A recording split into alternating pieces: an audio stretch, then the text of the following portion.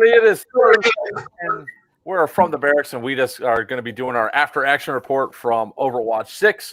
Wiener will be joining us in a little bit from Doomsday, but I want to thank Greg Paparizzi, the man with the smallest statue but the biggest heart, and the Z-Monster himself, the commander for the TAN team from the event, and of course myself, Joker from Players Wanted.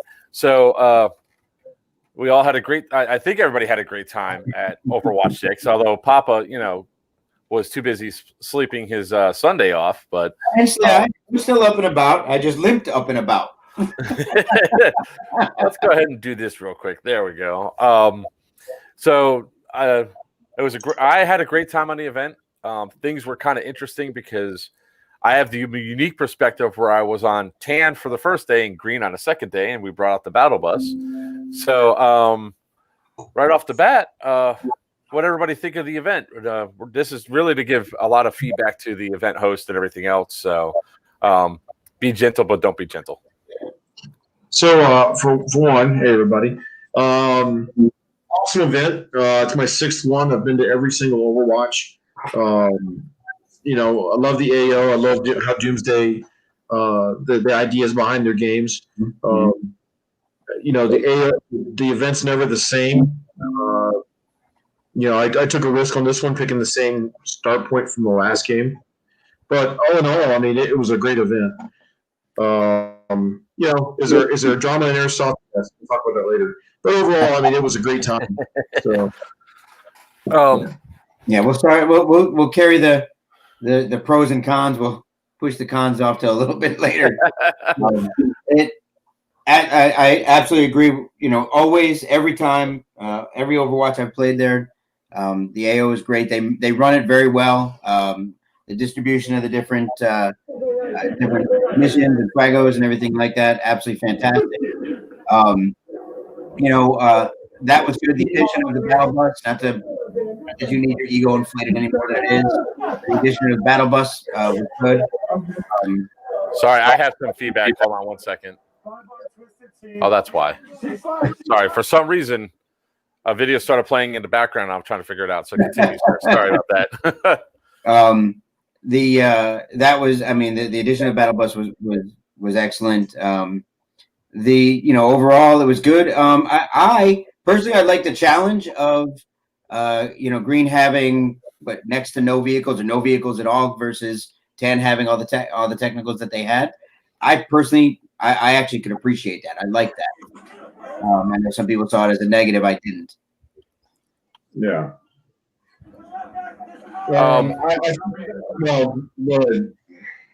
So go ahead, Z.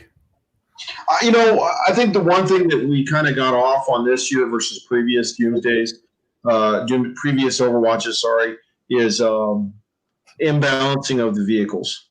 Usually there's a good balancing, and I know that has nothing to do with the hosts. I mean, third coast, we try our best to balance the sides, but in the end, I mean, if one side has 4 vehicles, the other one has 2, that's an issue.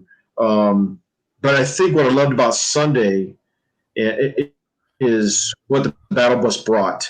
It brought a parity to green. Now, I think the green commander didn't know how to incorporate it, and we see that in the real deal as well. We see commanders don't know how to use combat multipliers and enablers. They kind of use them as a matter of fact. And they're like, oh, yeah, I have this thing. Why didn't you use it earlier? I didn't know how to use it. So we see that in the real deal just as much as we see in Airsoft, where Airsoft imitates for what. But, man, it actually turned up it gave tan pucker factor on Sunday. And I got all of that. So, dude, you have no idea how much of a pucker factor that thing did. When I come around the corner, literally one of the first engagements that we did, unfortunately my camera was off, so you don't get to see it.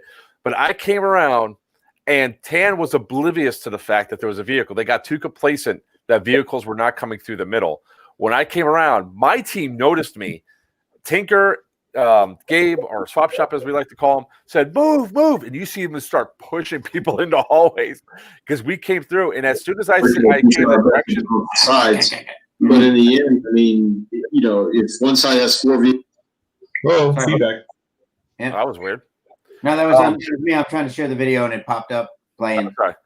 So I whenever I set a direction of where the targets were, I would angle the bus, and then I'd watch the rear view mirrors, and all of a sudden you see like 10 or 15 guns go whoop. It was some of the I was laughing so much. Now there's a couple things that obviously need to work on it. We have to put some internal handles throughout the school bus, so we know that, guys. The battle bus, we got that feedback. We saw it firsthand. One of the things that actually brought it up the first part was this little interaction right here. Somebody might recognize the guy that's going to be in this video. They're all good. There's a great story behind this one. Yeah. I'll drop you guys right up. Watch them all go. Watch them all go. Yeah. Hey, let's do life skills right there. Hey, so I did it. I noticed there was you right there, and I was like, I'm going to talk to him later. Why I did that? Let's see. One, I was deaf because I had a damn tagging grenade go off about a foot away from my head. I got hit in the wrist actually. But one of the players goes, "That's the TN commander. We gotta get him. We gotta get him." And I was looking at my watch, going 5, 4, 3, 2. Oh, guys, out of time. Bleed me out. You know. And so I just got up. I couldn't hear shit. I had no spatial, no nothing, man. I was just like, huh? Oh shit, the bus is right there. Hey, brake check on 3, ready, brake. So I'm kind of glad your brakes work. But yeah, everybody was like, holy shit, Sal. I was like 5, 4, yep. Oh, look at that, man. 5 minutes on the dot. And that was about the closest they came to getting me. Not for lack of trying. You did get very lucky because I knew where you were when you guys did that big push over by the fire truck. I knew where you were. Yeah. I was coming around, and it just so happens like one grenade, just so close. I was like, "Mother puss bucket!" Threw it in park. What kind of things? I was like, I was going for him. I was going for him. So I was out with Sam at one point on Sunday, and I told Sam, "Hey, drop me off and go back to the talk and drop me off." And he was like, "Why?" It's because this is how I'm going to get captured. Me being in the Humvee, when the Humvee gets killed, they'll come up to the Humvee, and that's when they'll get me. I said, and with Tan doing so well on the field, I didn't want to give any bragging rights to Green. Because there would have been major bragging rights. It would have been because AJ. I don't think AJ ever left his command post. No. So I was going to address that for a minute. Okay. Can I? Yeah. Huh? I said, can I? Sure. Being that I was look. I played Overwatch 4, 5, Northern Watch, Homelands, all of them. I generally don't complain about either side because I think it's airsoft first of all, so you're gonna have problems. Both sides cheat an equal amount. If there's ever cheating going on, you can't ever claim one side more than the other. This is the first time I ever had a complaint about a side, and it happened to be my own. I was ridiculously annoyed. I'll be honest. My entire team, all of DEO, I had SPG with me as well. We would leave, go out, all get killed, come back, go back out, in and out, nonstop moving, which is why I was hurt on Sunday. And we would do that several times. And every time we come back to the pavilion, every time we're back at CP, same guy is sitting there. There was actually a guy, and Joker laughed when I said, actually a guy watching movies. There were guys watching their GoPros that they had just shot video of. Guys just sitting, talking, hanging out, smoking, whatever. Without exaggeration, at least 30% of Green, 30% of Green spent more time in the CP than they did on the field. Hey, Tom. I started out with passive aggressiveness, then major aggressiveness, anything I could say to try to get somebody moving. And I wasn't even a command. I was a squad leader by default because I owned DEO. I was not leadership at all, and I could not believe it was going on. I did everything I could to try to get them to move. They wouldn't move. I will say this, and I said it to Joker several times. I've said it to Yordi, everybody. You can beat a a larger force with a smaller force. If you're motivated, you're tactical, you communicate well, we could have done it. Problem was not that we didn't have vehicles. Wasn't the problem. No. The problem was half the team didn't want to do anything. The from top down, unfortunately, this time there was some miscommunications or lack of communications, or we had just it wasn't incredibly well organized. And here comes a horse of a different color. Welcome our new 19 Delta, by the way. We only see an arm. Let's get him in here. Oh, not what I was coming in here for, but definitely to back up your claim, as somebody who played the JTF Friday, did the entire thing, and played the entirety of Saturday and Sunday. More than 30% Sunday didn't play. Yeah, there was on their ass the whole time.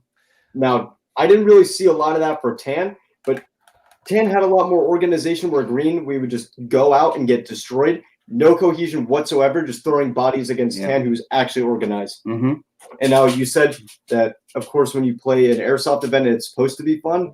And when you hear about cheating, it's usually from both sides. There was definitely a lot of that. Green, very guilty of not waiting their bleed out time and just getting up and walking back because they were pissed. Tan and Green, very guilty of not calling hits, whether that be shrapnel from a grenade or having to dump rounds into people. And I saw that on both sides. It's not just a specific group of people. It's everybody. When it comes to that. Like when we started the game off and we were going off and like within the first hour, we saw some of the stuff that was going down. It's like, wow, you're really not going to call any of that? All right, cool. Keep shooting until they put their hand up, But when we were seeing a lot of that stuff go on, I can tell you that I spent a lot of time jumping off the vehicle to go do the combat controller stuff because you needed to. If you didn't, shit was getting out of hand. Now, there was the same bad actors almost every single time.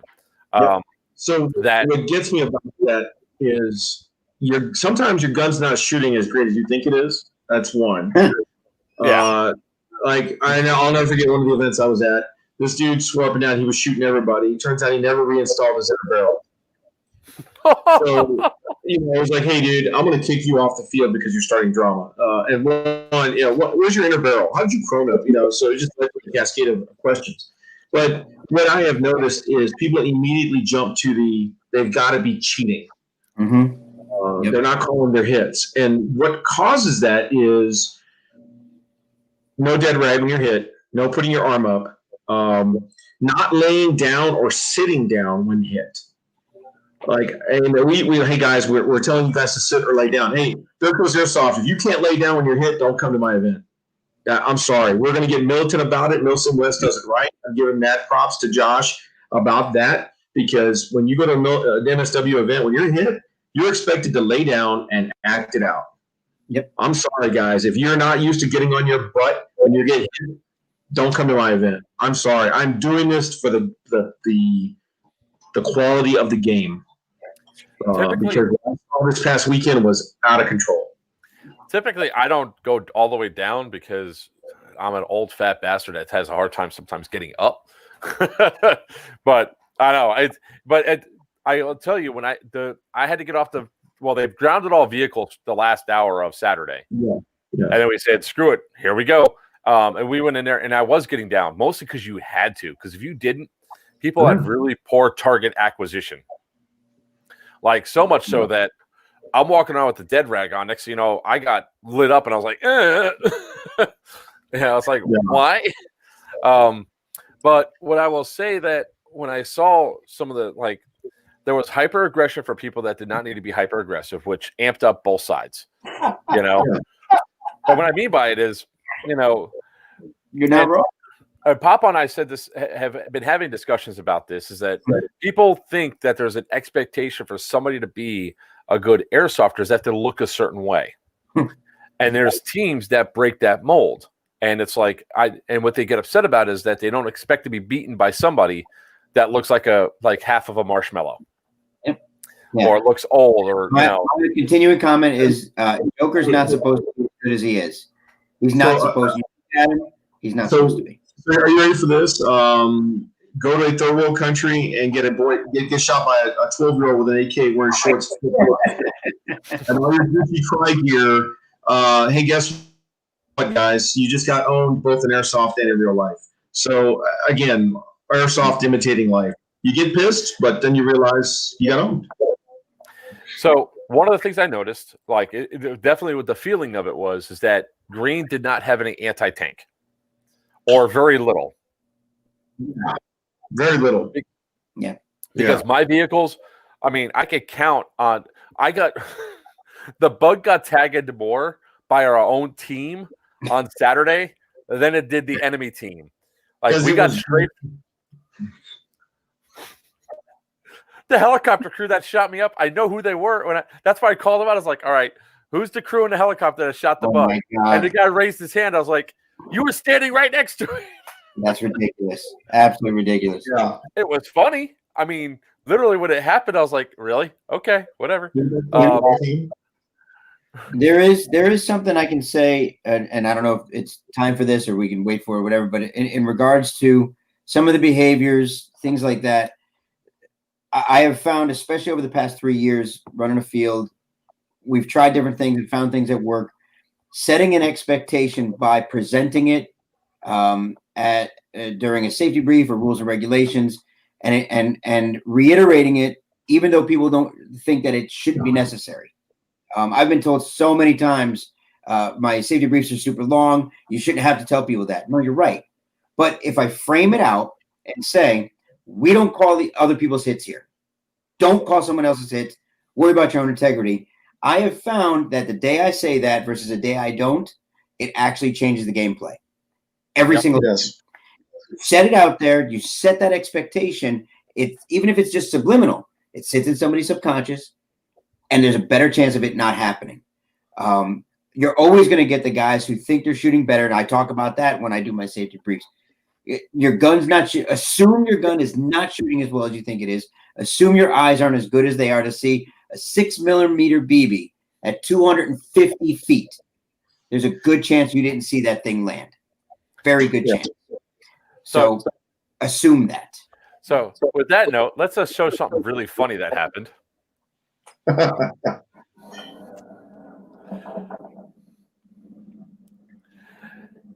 You see, like the little short guy that's almost at the front of the pack there, running for the porta potty. I'm telling you, I just had to go to the bathroom. That bad. And yes, that's considered hardcover. Do you consider a porta potty hardcover, Z? Porta potties are hardcover. Sure. Porta potties are hardcover.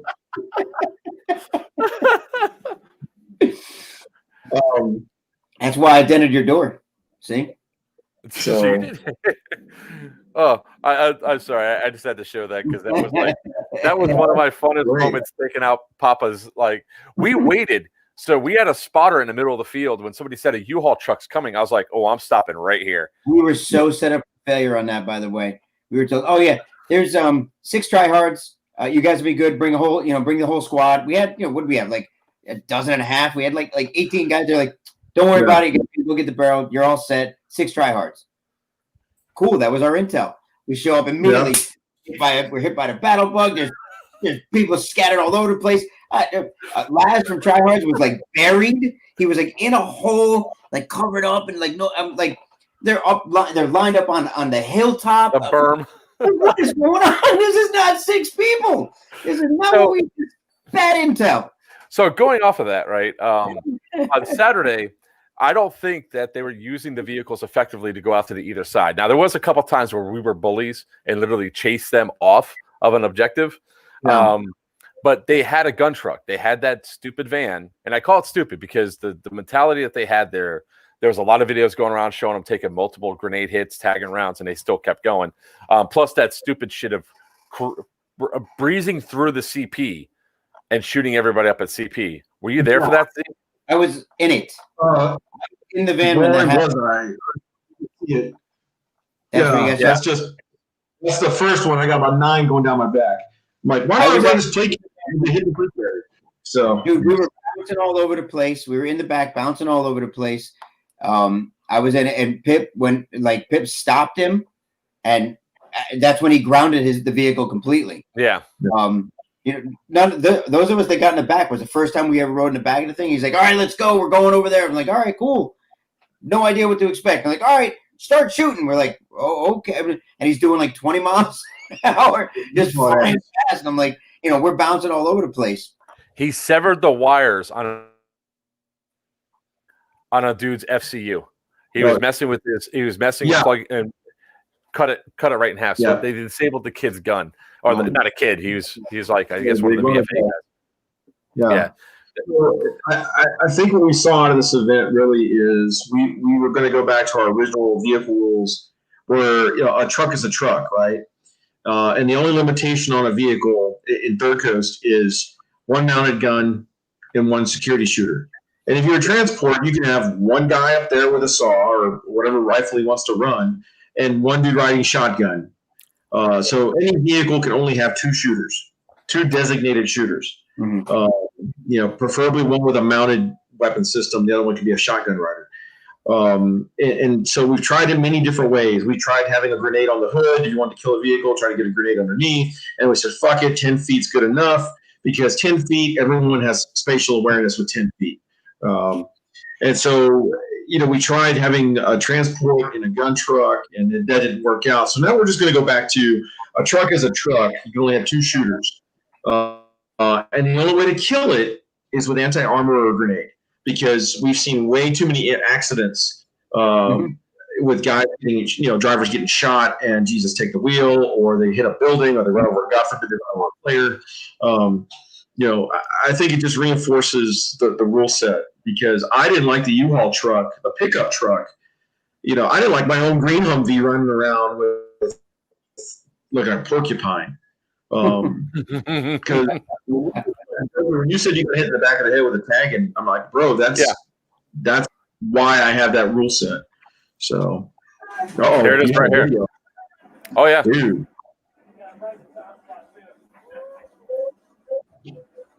There's just so much out there for you to run over, man. Yeah, we got hit.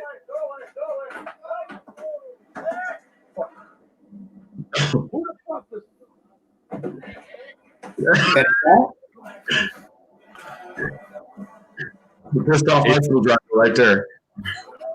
Oh yeah, I was fired up. I was like, now I will say, ooh, that was a feint. You did not want to pick that up. I think it's because of my going off the top of my head, it actually diffused it, I want to say. But yeah, I will say throughout the entire time, only 3 came inside the vehicle. Like that one, and there was 2 others that came in, or one exploded right at the window. Like right at the they when they did it, they must have angled it up, or maybe it bounced off the side. I don't know, but it exploded right there. And one landed right inside at the very back. Now, luckily, the propane was up top and all that, so we weren't using that system or all that. But I went out and chastised one guy because he's one of the guys that plays with us, and I said, "There's all this yellow right here. You had to go up here, really?" Yeah. The golden BB, my friend. It goes where it doesn't want to go. Lucky's saying that was a smoke, not a fate. Fate has either way, when it comes to like 40 millimeter tagging stuff, I associate gray with fate. So, yeah. One of the things that I saw, and maybe this needs to be incorporated into like a specialty brief or something like that. A lot of people carrying, not on green apparently, a lot of people carrying some kind of launcher. And Joker, we talked about what I saw happen. Some guys not being aware. I mean, I had it happen in my field, which is why we no longer allow projectiles on my field. Guys don't know how to arc. They're firing and they're using it as direct fire on an individual. There's nothing you should ever, 40 millimeters should ever be shot at an individual. BB's only, and that happened. But guys shooting, not knowing. Dom, I think it was his first ever Overwatch. He had one bounce off. I think it was a chalk round, bounce off his helmet. Huh? Right when you got hit in the head with a tag and yes, bounced off his helmet. There's no reason why it should have been going in that direction to hit him in the helmet and come off. And back then he was shorter than me, which means he was really short, and it should not have been able to hit him there. So Tinker took one to the back of the head of Iron Fury by his own team. Our new By his own, he caught tripped and fake went round in the hand, like hit him in the hand. Sal just said that happened to him too. He caught it. He caught a tagging in the hand. John Logan blew his eardrum out, blew up behind him.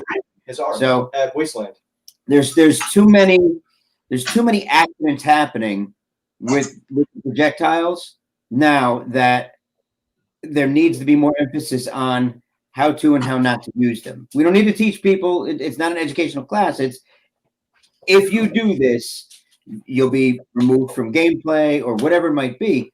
You know, so you're watching somebody with ready for this. They just, Those rounds are designed. Those rounds, the Reaper and the Archangel, most of the tagging products, they're meant to be fired at an angle. Yeah. So they're like won't arm properly otherwise. And to be honest, they're fantastic if you shoot them right. I've given this example a lot. I watched Bulldog fire back on the old Route 7 days. He's a surgeon with it. You know, he gauges and it's popping, 15 feet overhead and spraying like, oh my God, he's amazing with it. If you shoot it like that all day long, it's wonderful to see, helps the gameplay, the whole thing. If I'm trying to blast you in the face with a 40 millimeter round, no, sir, that's no good.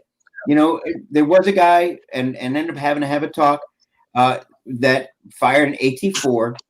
He was in the doorway shooting inside, firing a direct fire AT4. Mark, you know who Reventinian is? That was him. That's Rev did it. He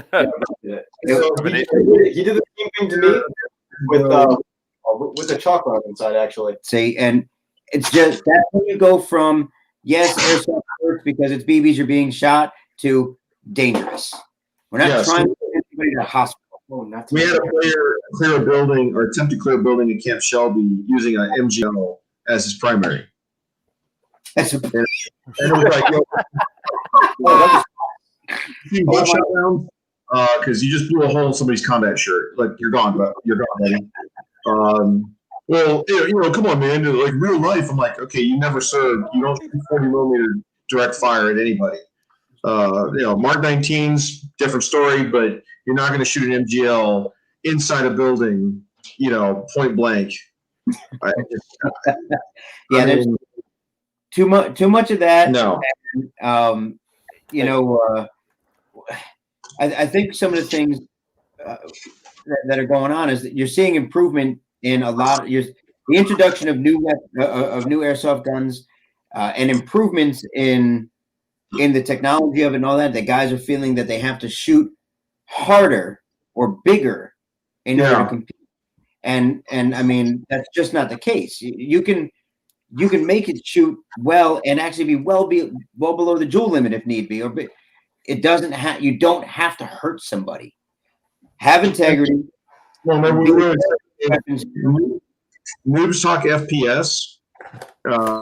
Experience talks distance. It's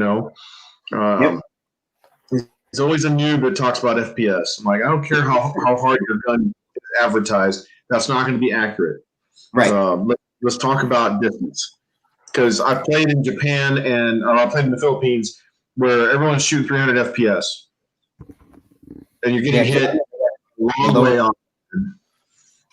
So, going back to what we were saying a little bit about the two sides, because I did see this on both sides, right? The stacking, everybody treated, or it seemed to be a large majority of people that were playing on both sides, treated every single one of their lives in game was the only life they had, and that if they got shot, they're out of the game for the rest of the day. So it goes to what we were talking about before, Papa, with I shouldn't be as good as I am. Well, because I don't care if I'm in an unlimited respawn game. Right. I'm going to constantly go in and take. And I don't care if I get shot. Especially if I have medic rules. That's even better because I don't have to walk the CP. My medics will get me out. So I'm glad you brought that up. Okay. Oh, by the Designated way, medics. Sal, Anthony Innes says, "Hey, Sal." Hey, Yankee, what's up? Designated medics. Okay. I got it in certain milsim games. Okay. Let's go back. Let's say on the milsim meter, 10 being I've got you pulling guard and burning shit and stirring it with a stick, like milsim, pulling gate guard, to I don't know, armbands and mid caps on the 1 scale, to 10 being I got you guys pulling gate guard, and doing KP. Okay, where do you think this game is on the scale? I'd say about halfway between. Okay, about a 5, right? Yeah.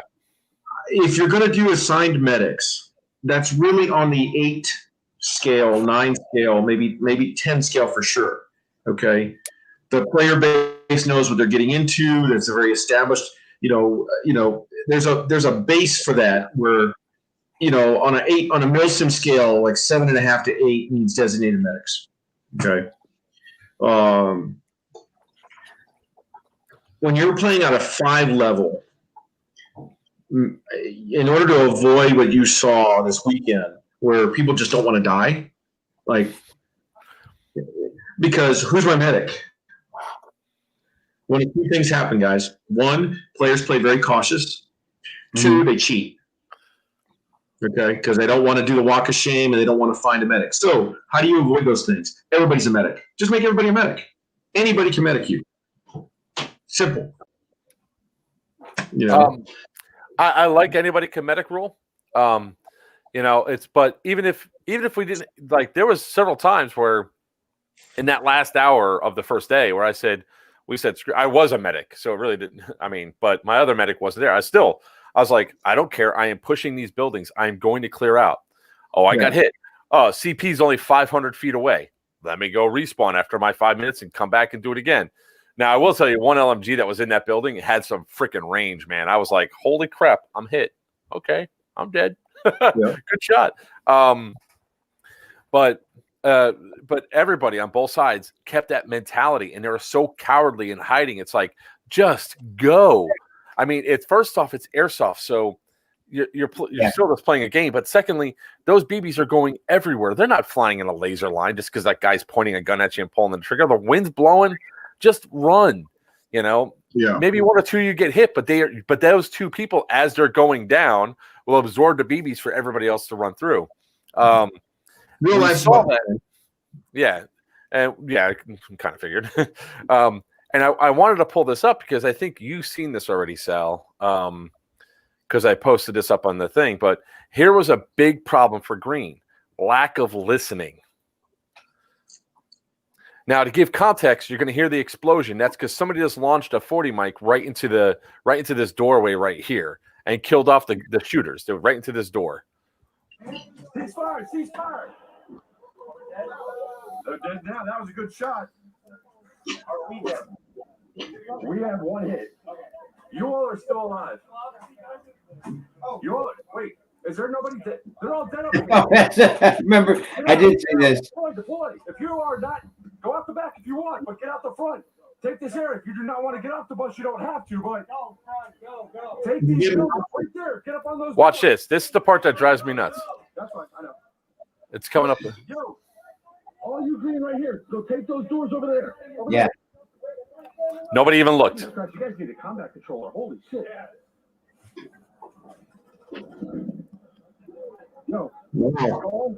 Run up on our doors right now. Go run up there. No, not that way.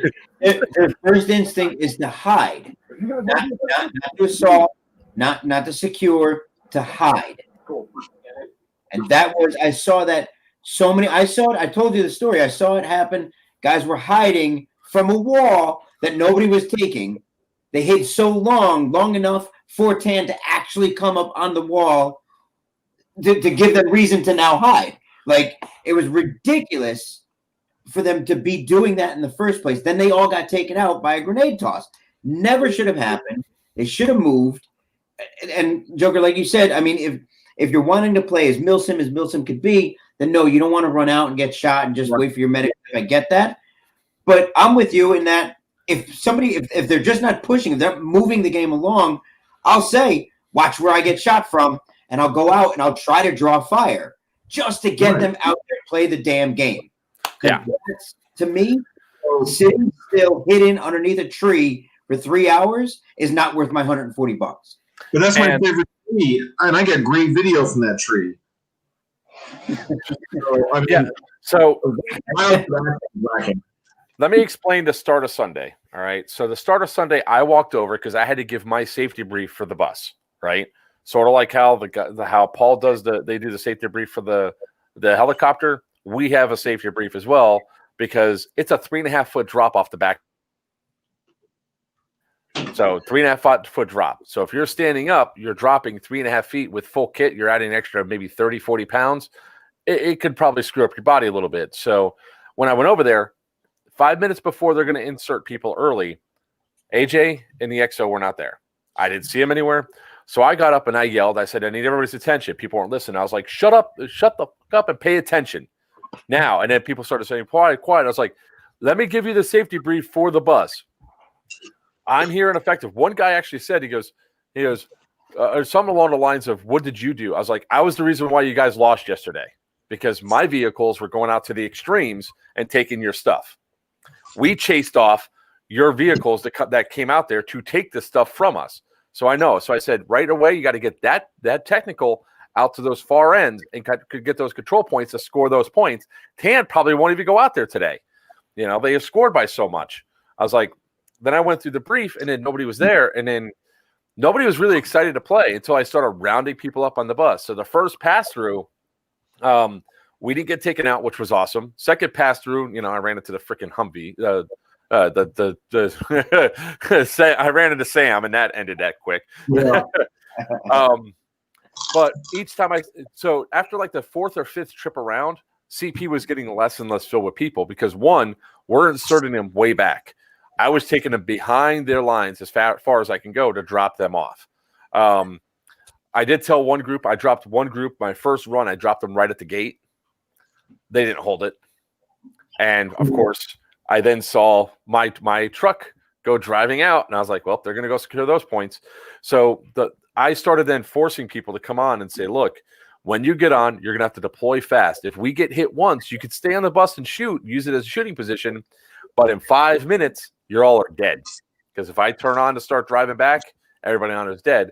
Or if we get hit with a second tag in, everybody's dead. So either deploy or don't. And I think I got pretty surgical with like lining up the doorways and all that properly so that when people deploy, they still had cover.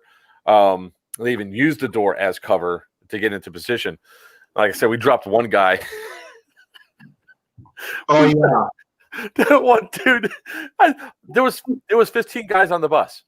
There was 15 guys on the bus. And one guy ran off. And I was like, nobody else? So then I positioned the bus further so the LMGs could just lay down that way so it gives them cover. But the second time I came around through, I unloaded an entire busload in there. And what they didn't fathom or understand was each time I did that, Tan had to stop going to food service and pull back to deal with them and allowed Rest of Green to move up as well. So there was a method to my madness of pulling back. What you were doing was excellent. What they were not following through with was connecting with those squads you were dropping off. Mm-hmm. You would drop guys off perfectly, but they wouldn't link up with the ground assault. So, the one dude we dropped off, it was supposed to be a coordinated attack. There was supposed to be that U-Haul pickup truck was supposed to bring in another group of dudes. Well, I was like, where the fuck's the pickup truck? I look back, the pickup truck's at food service. They dropped our food service. Like, that's not where we were going. So that's when I stopped listening and started telling people what we're going to do.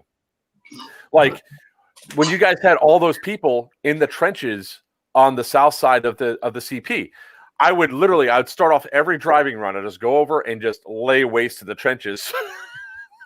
And there's two reasons I found that people won't push, they won't go into fire, they won't seek out a battle. You either have fear or ego.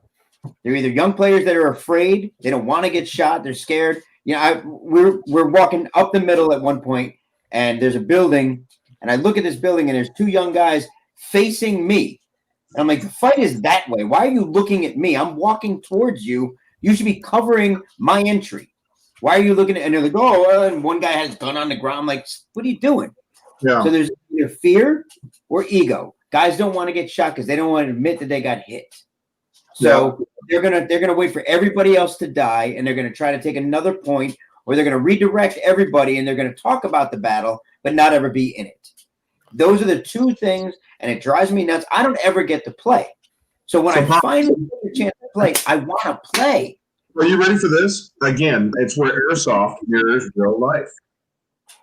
In combat, according to SLA Marshall, 70% of soldiers in an infantry squad didn't fire their weapons. That means 30%, 3 guys out of 10, would actually fight. According to SLA Marshall, okay, Men Against Fire, great book. So you're telling me in Civil War, you had guys that would load, and their weapon would be jammed full of musket balls. They never actually fire their rifle. Oh my God. How do you combat that? Well, I use the Black Knights as a great example, or Junkies as a great example, dismount element. Those guys, when they go and train, they actually physically train. They actually work on advancing online, assaulting through, not shoulder to shoulder, but a line formation moving forward. And if you saw it a couple of times on Saturday, I actually got some DFA guys. I got Freddie's wife to do a line assault with us from the trench line. And then we did it again on Sunday, but from the fire truck. Like I said, I was coming for you. To prove a point to the tan guys, it was like, hey, look, you can do this. Yeah. But it's going to take discipline. It takes a level of balls. So when we did the road to Overwatch 2 weeks prior to Overwatch, that's why I brought the Echo 4 guys down, and I John, myself, other we do the training to show these guys, to get these guys, if it's their first time or if they haven't played in a while, whatever. This is what it's going to look like. This is what you need to be ready for. Get out there and take the shot if you have to. Don't hesitate when you're pushing. Have your plan and execute the plan. If you're first guy in line, you get shot, fall out of the way, but don't stop. Keep moving, keep moving, keep moving. And Lucky just said something there. Every other Overwatch, and even in this one, it ended up happening. Every Overwatch I've been in, I don't take a leadership position. Halfway through Overwatch, somehow I got an entire command behind me. It just ended up happening. Not something that I asked for, but it just ultimately happening. Overwatch 1, 2, and 3, we found ourselves doing that. Overwatch 4, I went over there and I helped the tank commander. I was like, hey, man, you need some help. And then 5, I commanded. And of course, I was like, well, I'll come back for 6. Again, I'm not a command post commander, either in real life or in airsoft. I like going forward and getting a feel for what's going on. My guys hate me for doing that. You can ask the guys that went with me to Homeland 1. It was like, Sal, we're about to be overrun. No, not yet. Like, Sal, we got to back out of here. Hey, hang on, man. I'm like, all right, let's go. And the same thing this past weekend was like, hey, I'm going forward. And guys were like, shit, go with him because I need to get a feel for the fight. Yeah. The hard part was, go ahead. I'm sorry. The hard part was I couldn't discern a strategy for green until Sunday. And that's because what you were doing, Joker. The sad thing was we didn't have an XO to link up those bus assaults with the ground assault. So let's explain that a little bit, right? So I'm going to show another video. This was another one of the times where I came around. So each time I came to CP, I had to do this. Of course, it's going to do that. I always had to go over to the trenches over here. So if you notice, there's a lot of tan all of a sudden jumping up and running away. Yeah. Jumping up and running away. So but you know the fun part was? Fun part was we knew we couldn't take the CP, but what we could do was do terrain denial. It would just unnerve the shit out of green players that we were on the wings. So the past couple of times I came through, I always stopped right here. I didn't go all the way around because I had another mission in my mind of where to take these people and drop them off. It was enough to harass them off, and I was hoping that all agreed would come up the line. There was a couple guys that did. Jeremiah, Jeremiah from what? SBG, he was with us. Yeah. Yeah. Him and a small group would go up and try to hold this line.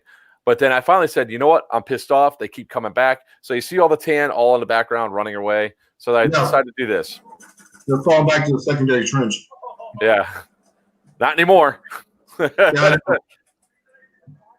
they were like, oh, shit, he's coming all the way back here.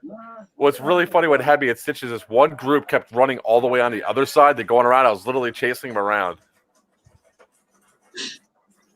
You said something before, and Captain Alex Lee mentioned it too. The leading from the front. That I guess it's because that's how I was brought up as a tanker. There is no stay in the rear for tankers. That's just not what happens. And even your battalion commander, he's in his tank. He's up front. He's with you.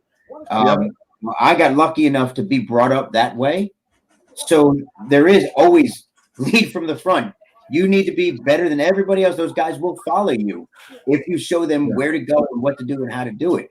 Standing in the back going, over there, everybody, it does no good. Absolutely no good. Lead by example, lead from the front. And now here's the battle bus coming in finally behind to reinforce to make sure the guys that ran back to the trench would be taken out. And then we effectively routed them all.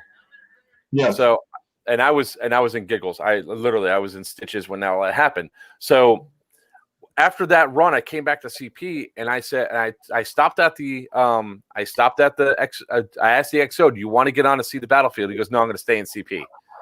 Then I was like, literally right there. I was like, all right, whatever. I'll take care of these guys. People that did a great job.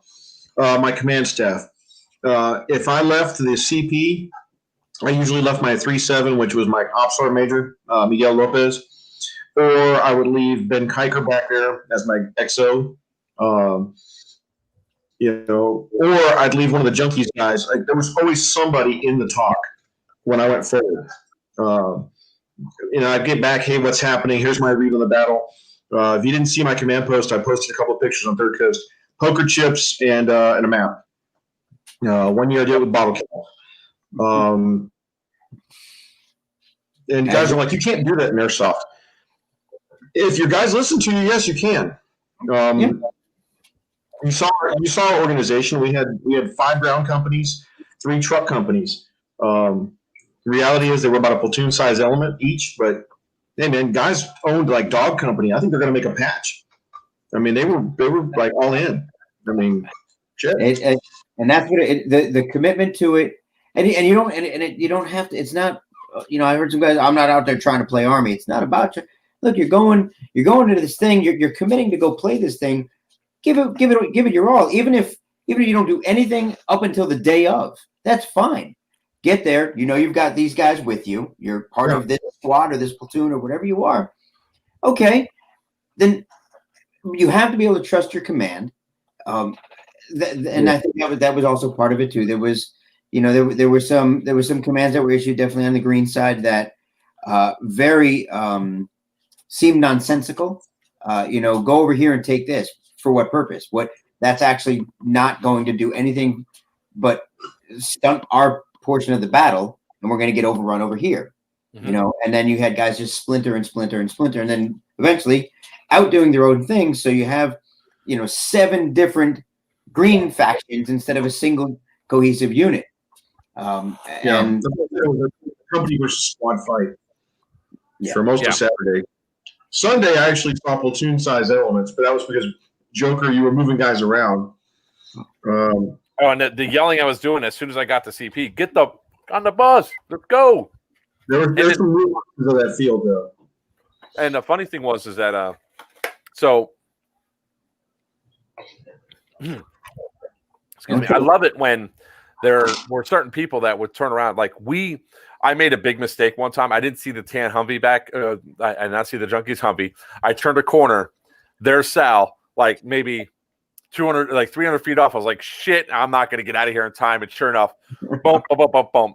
and it kills everybody inside. Literally 30 seconds after picking everybody up, I have 50 guys dead. I was like, guys, just relax. I'm going to breeze through CP. I'm not stopping. Yeah. We're going back out again.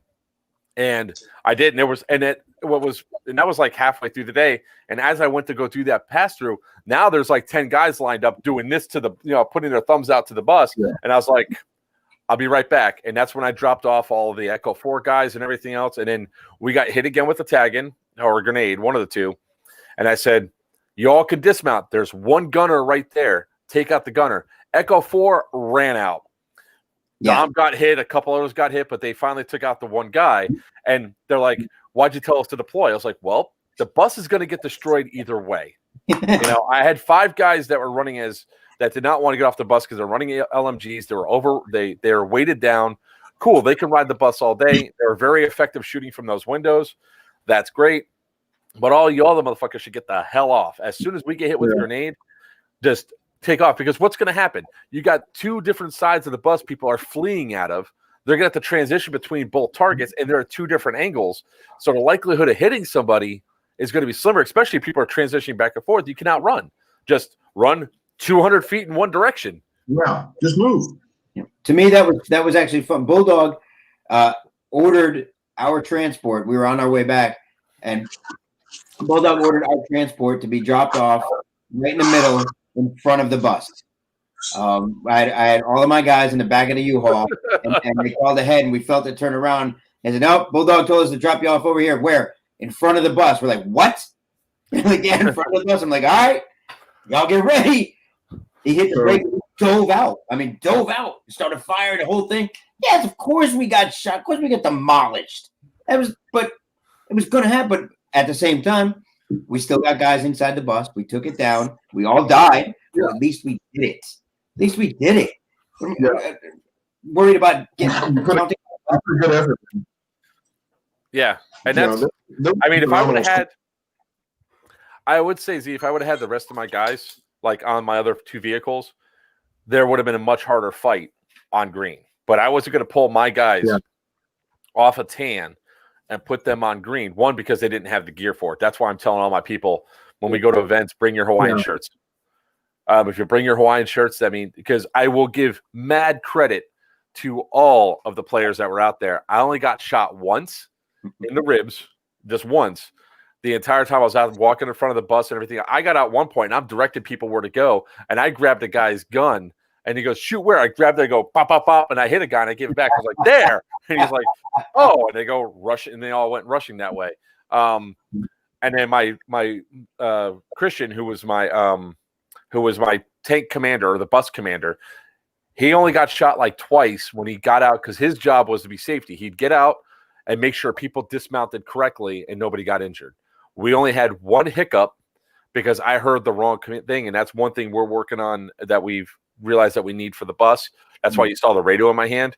I heard somebody say, "Go, go, go," and I can't see in the back. I thought it was Christian. I moved forward, and they're like, "Whoa!" Somebody wasn't all the way in yet. So I was like, "All right." So now that's when we got the radios going and everything else, and let's go. So on a whole, it was, if I would have had my team there, it would have been better, because we probably could have positioned more in doing it. I'm going to start offering event hosts just that. If a team is getting dominated to that effect, my goal is not to win the games. Well, I mean, obviously we're there to play, we're there to win, but my goal is to make sure everybody's having fun. Yeah.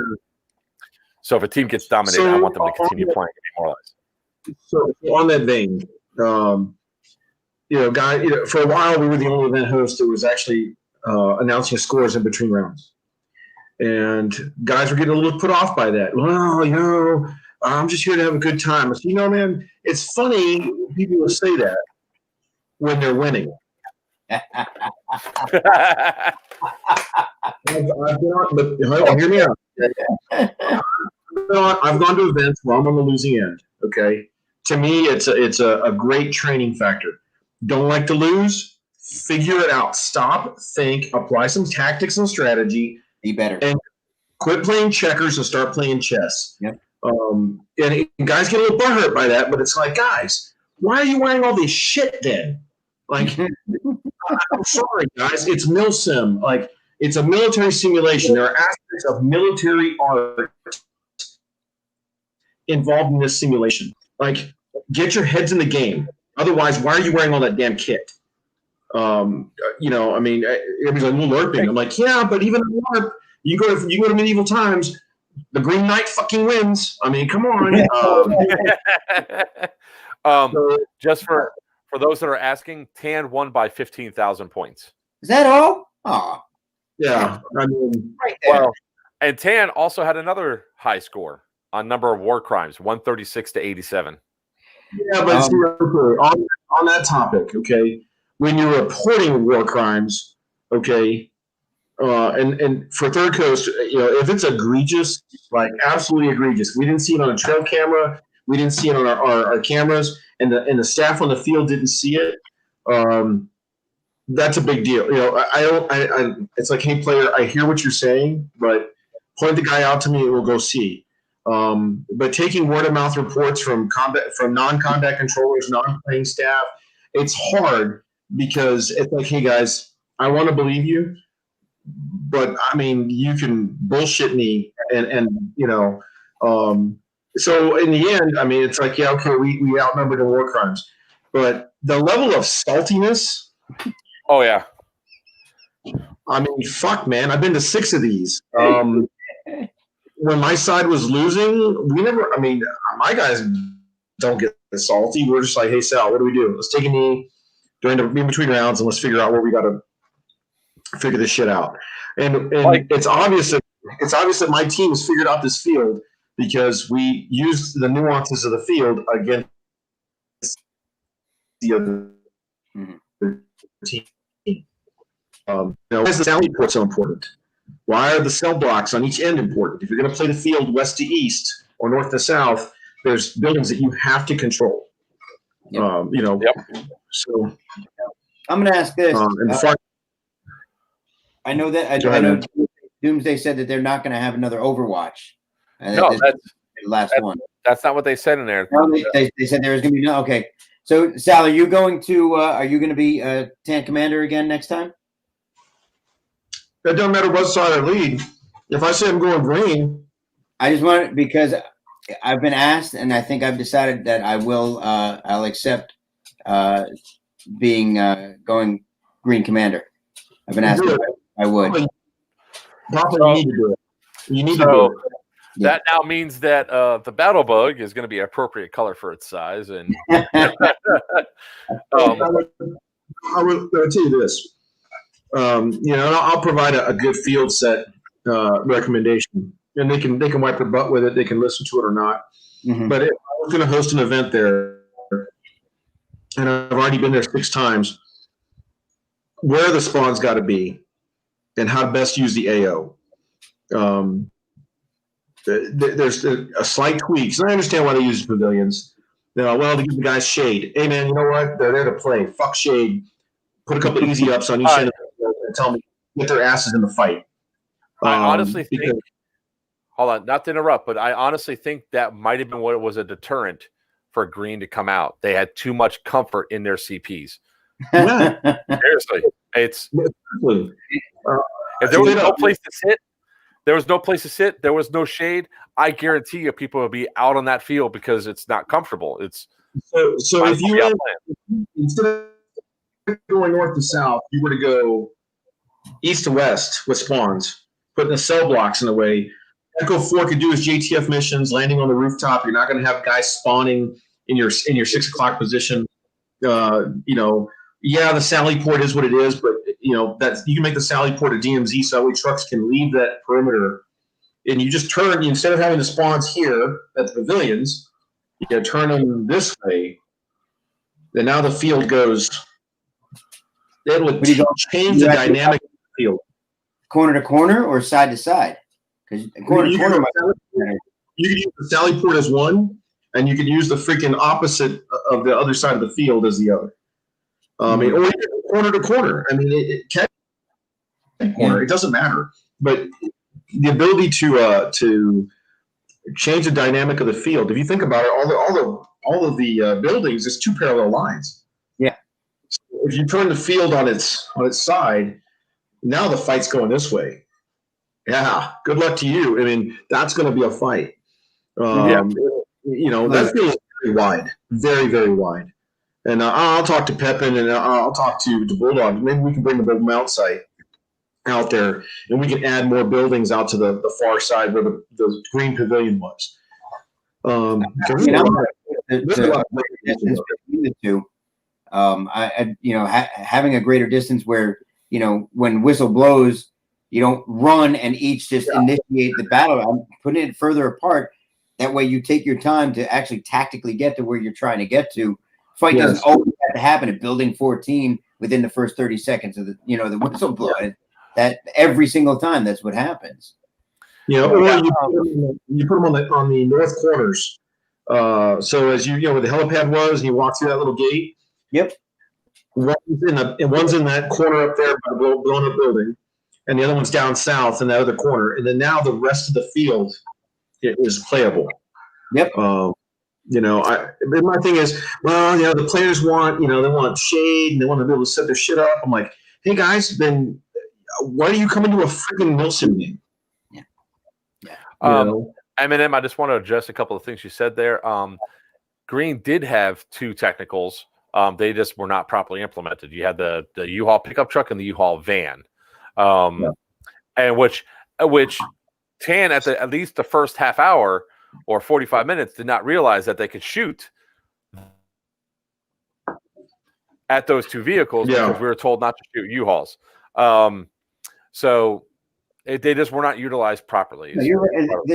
Every mission that Sal said it before, stop playing checkers and play chess. I said some of these guys have never played chess before, because every time a vehicle would come back, we'd be told, get on because they're pushing this way. They're going to attack them. I'm like, push wherever they want. Don't we have a plan of our own? You can't constantly be trying to defend where they're going to. Yeah. So let them take a pawn or two, because we're after the king. Forget about that. We're trying to go. We need our own plan instead of constantly, stop this leak, stop that leak. No, do what we need to do. So going back to what was you was saying earlier about adjusting, right? So at Iron Fury, we had a problem where Tan could or Green could not get past some of the choke points and all that, and it took some maneuvering we had some. My technicals did not have my leadership because I was off the field for about 2 hours doing helo flights, getting prepped up, rides, and all that. So and.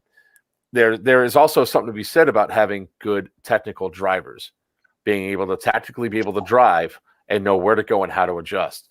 So I remember Z came over pissed off to high hell, threw his drink down because I went up and was asking Sal. I was asking Sam specifically, hey, a couple of rules questions for the thing because of stuff I witnessed. I just want to make sure I was clear on it.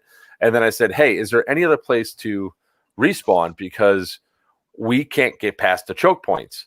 And there was a couple issues with that we don't need to rehash, but he comes over and he slams his drink down. I was like, oh shit. And he starts yelling. He's looking dead at me. I was like, I don't know what you're mad at me for. I wasn't complaining. I was trying to be tactical. I was trying to learn where our spots were because I didn't know about a certain spawn, which would have been huge for me. A lot of players didn't know about the second spawn. And I was like, guys, you could have spawned down. And that's the reason why we did the night evolution. I kind of stepped in a little bit and said, okay, we're going to punt fake, and we're going to have the vehicle start over here, and we're going to have all the dismounts start over here. The next day was played very differently at Iron Fury. Even that night. Same thing could have happened. Sorry. Yeah. But even same that thing night happened at Doomsday. Oh. Go ahead, Z. I'm sorry. Now that you saw the green side of the things, we set up our fob at Overwatch over there by that corner. And we were telling guys to go to spawn over at that corner on the west side of the map to get to the trench line easier. I don't know if Green ever used their fob. I don't know. That's a better question for Papa. Nope. I didn't ask. I ever saw. No. I didn't see it. The reason why I didn't ask is that was pretty much going to be a mobile insert point. I was doing really effective staying out of it. But it also goes down to what I always say is like a lot of times you guys go to these Milsim events, you're being too tactical with the way you move. What made us effective that night game at Iron Fury was Yordi and I took 4 points by ourselves. And there was a bunch of – so we jumped – when we did that feint push with the vehicles, after about 15 minutes, I jumped off. I put another guy on my gunner. I said, Yordi, you're with me. And the guy and my two drivers go, what do you do? I says, just keep doing that. Just keep hitting. And if you can get through, just do the roots through the pipe yard. Don't stop moving unless you're hit. We went up and we took that point that was there. When we got to the second point, which is in the pipe yard, the control point, you can see the TCA guy just looking at it. One of your admins just looking at the control point. Yeah. All these green guys are fighting into this one small little building there. And I literally just walk up and they're all like, get down, get down. I was like, why? They're in the building. I'm out of the way. I medic 2 guys up. I shot the one guy. I threw a grenade inside. I was like, oh, this is pointless. And I realized there's a control point right here. It hasn't been flipped. And we hold that for 15 minutes. So I went over, slammed it over. They're all crouched up tactical. I walked around the backside. I walked way outside. The other guys are all going up. They're crouching. And I just kicked it. I just stormed into backside and got the one guy that was keeping the entire 3 companies all confused in one spot. I was like, let's fucking move, And that's the problem that comes up with that. You guys just got to keep moving and don't worry about getting hit. So, hey, Thomas Penland, thanks. So they set up their fob at 360. That was a lot of help. I would have put it over by the trench line. Eminem, hey, dude, you hit it right on the head, man. The perfect tactic is communication. Yeah. At the end of the day, you don't need to be the smoothest operator. But again, this is where airsoft imitates real life. You don't have to be the Gucciest guy. You just got to be the guy who communicates and the shoot moves and communicates. Yep. Yeah. Three things that need to be communicated is what are you going to do? He's like, let's teach them. Let's go rehearse how we're going to clear buildings. No, man, let's practice talking. Hey, I'm going right, you're going left. Like, hey, let's do a 3-man stack and a 2-man stack and a T-bone formation. I'm like, hey, fucker, how about we do the 2-man clear? I go right, you go left. Like, literally, it's a freaking communication drill. I've seen Rifle Dynamics. What was one back in the day? Magpul Dynamics videos. They're great, but you miss the point when they talk about communication. Surprise! You paid $400 for a Saturday to learn how to communicate. So, yeah, Lucky. Lucky, you can't talk. Lucky, you go with us. So, well, Lucky knows this. Well, Lucky was my commander at Southern Comfort, and that's when the bug first went down. So then I decided, like, we had at Southern Comfort, it was sort of the same thing. It's like people were getting too concerned about taking the 1 point that was, like the one FOB on one side and no man's land was no man's land. I was like, I bet I walked up to a bunch of guys and there was a sniper taking shots, but I could see where they were landing. So I was outside of his range. I was like, we can get up there. They go, no, why? I was like, if it's one sniper and then all of a sudden a LMG pops up, I was like, that's fine. I was like, I bet you I get in that building. They go, what are you going to do? I was like, I'm going to walk across the field. My gun was down and I literally walked across the field. And I got up there and I turned around and said, bye, have a beautiful night. And then I was in.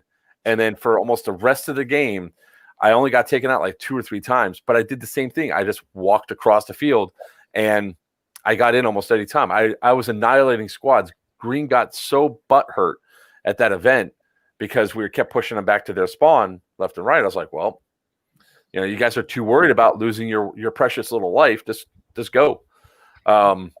But it looks like now if Papa is going to be the CO for the next one, that my team will be running our technicals for Papa. It was the promise I gave him. Although we are going to see, depending on when the next one is, what vehicle, like if we do have another battle bus or not, that's our ultimate plan is to have 2. Yeah. So that way we can balance out the sides. Look, and don't mistake anything. It's really easy to be, a Monday morning quarterback. I know what I did and what I saw while I was there. And if someone thinks that I'll do a good job and enough people think that I'll do a good job, then I'll give it a shot. I know what I want done. I know when I see guys coming back and they're like, don't go to that building, it's overrun with tan. Well, that's exactly where I'm going to go. That's where I'm going. Yeah, I'm not going to run away from that. Don't tell me where not to go. Tell me what the objectives are. Right. If I know what my objectives are, that's where I'm going to go. Don't give me where you just cowered from. Don't give me. I don't want to know any of that.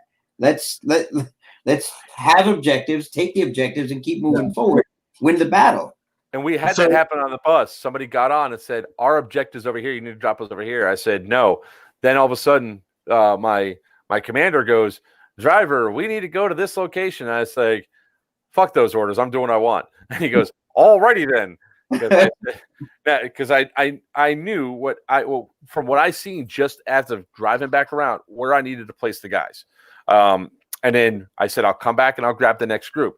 And sure enough, I dropped off the ones I needed to, and it was an effective force that pulled people off. So when I came back and I grabbed the second group of guys, they got the objective that they needed. I think that's when they got the 5,000 point thing, because I picked them all up and then took them over. And they go, why did we get dropped first? I was like, because you would have had a force move on you almost immediately, making you ineffective. I did a move that drew the forces away from where we needed to go. So I was like, trust the driver. So the piece there, I think, one, I love the AO. I love how Doomsday uses all of it. Absolutely.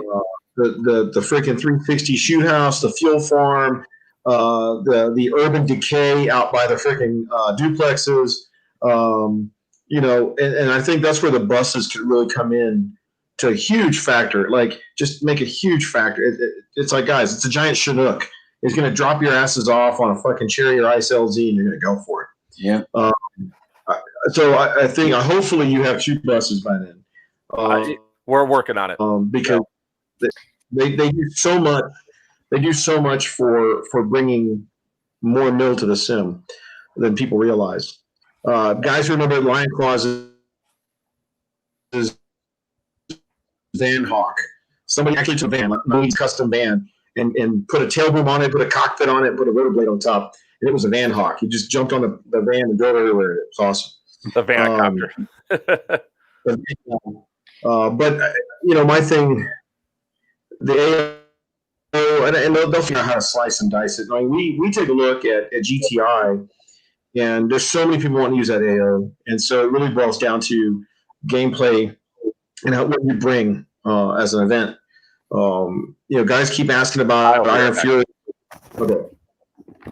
Guys keep asking about Stonebreaker, comparing it to Iron Fury, and I'm like, there's no comparison. It's a different event.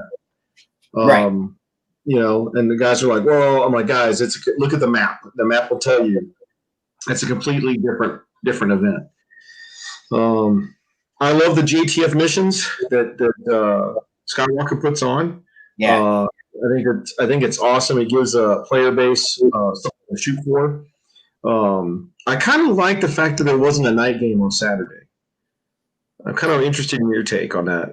I mean, the other times that I've been, the night games, so few people end up playing them. You get, it becomes like a 10-on-18 game. It's really almost nobody's playing in the game.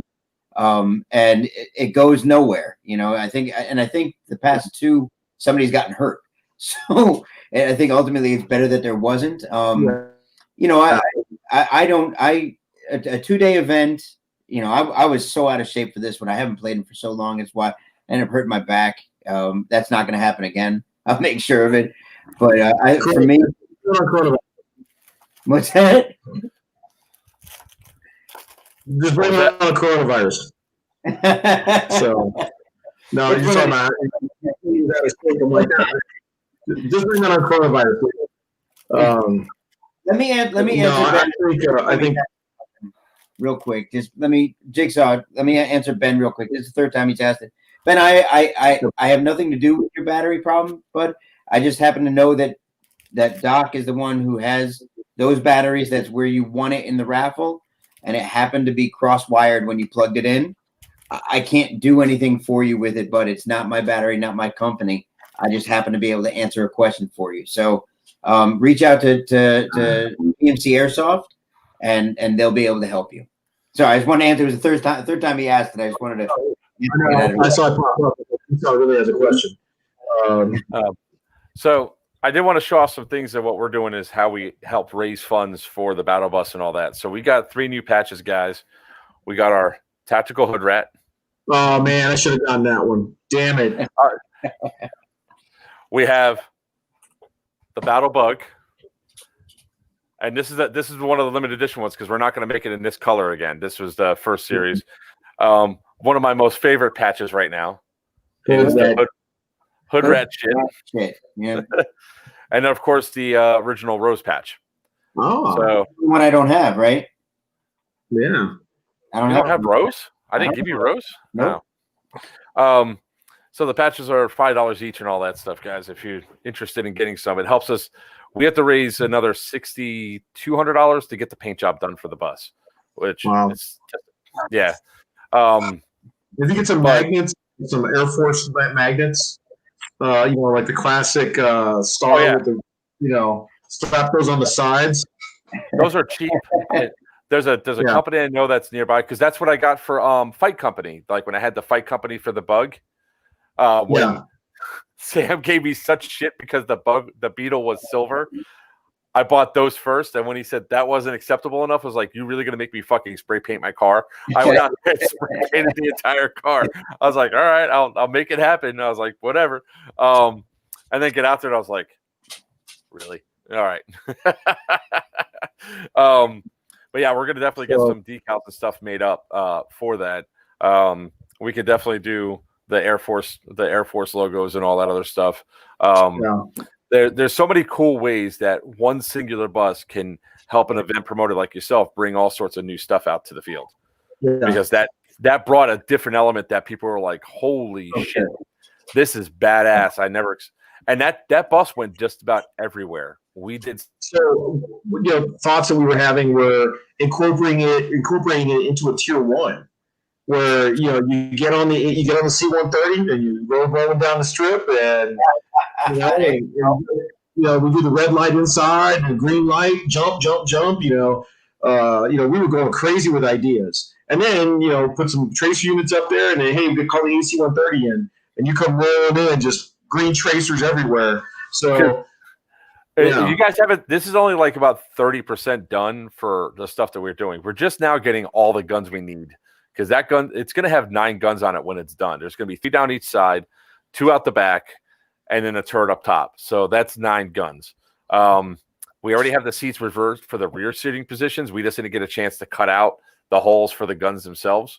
And of course, we now have to still get like several. Hey, Papa, more guns. I know. I'll have them all tomorrow.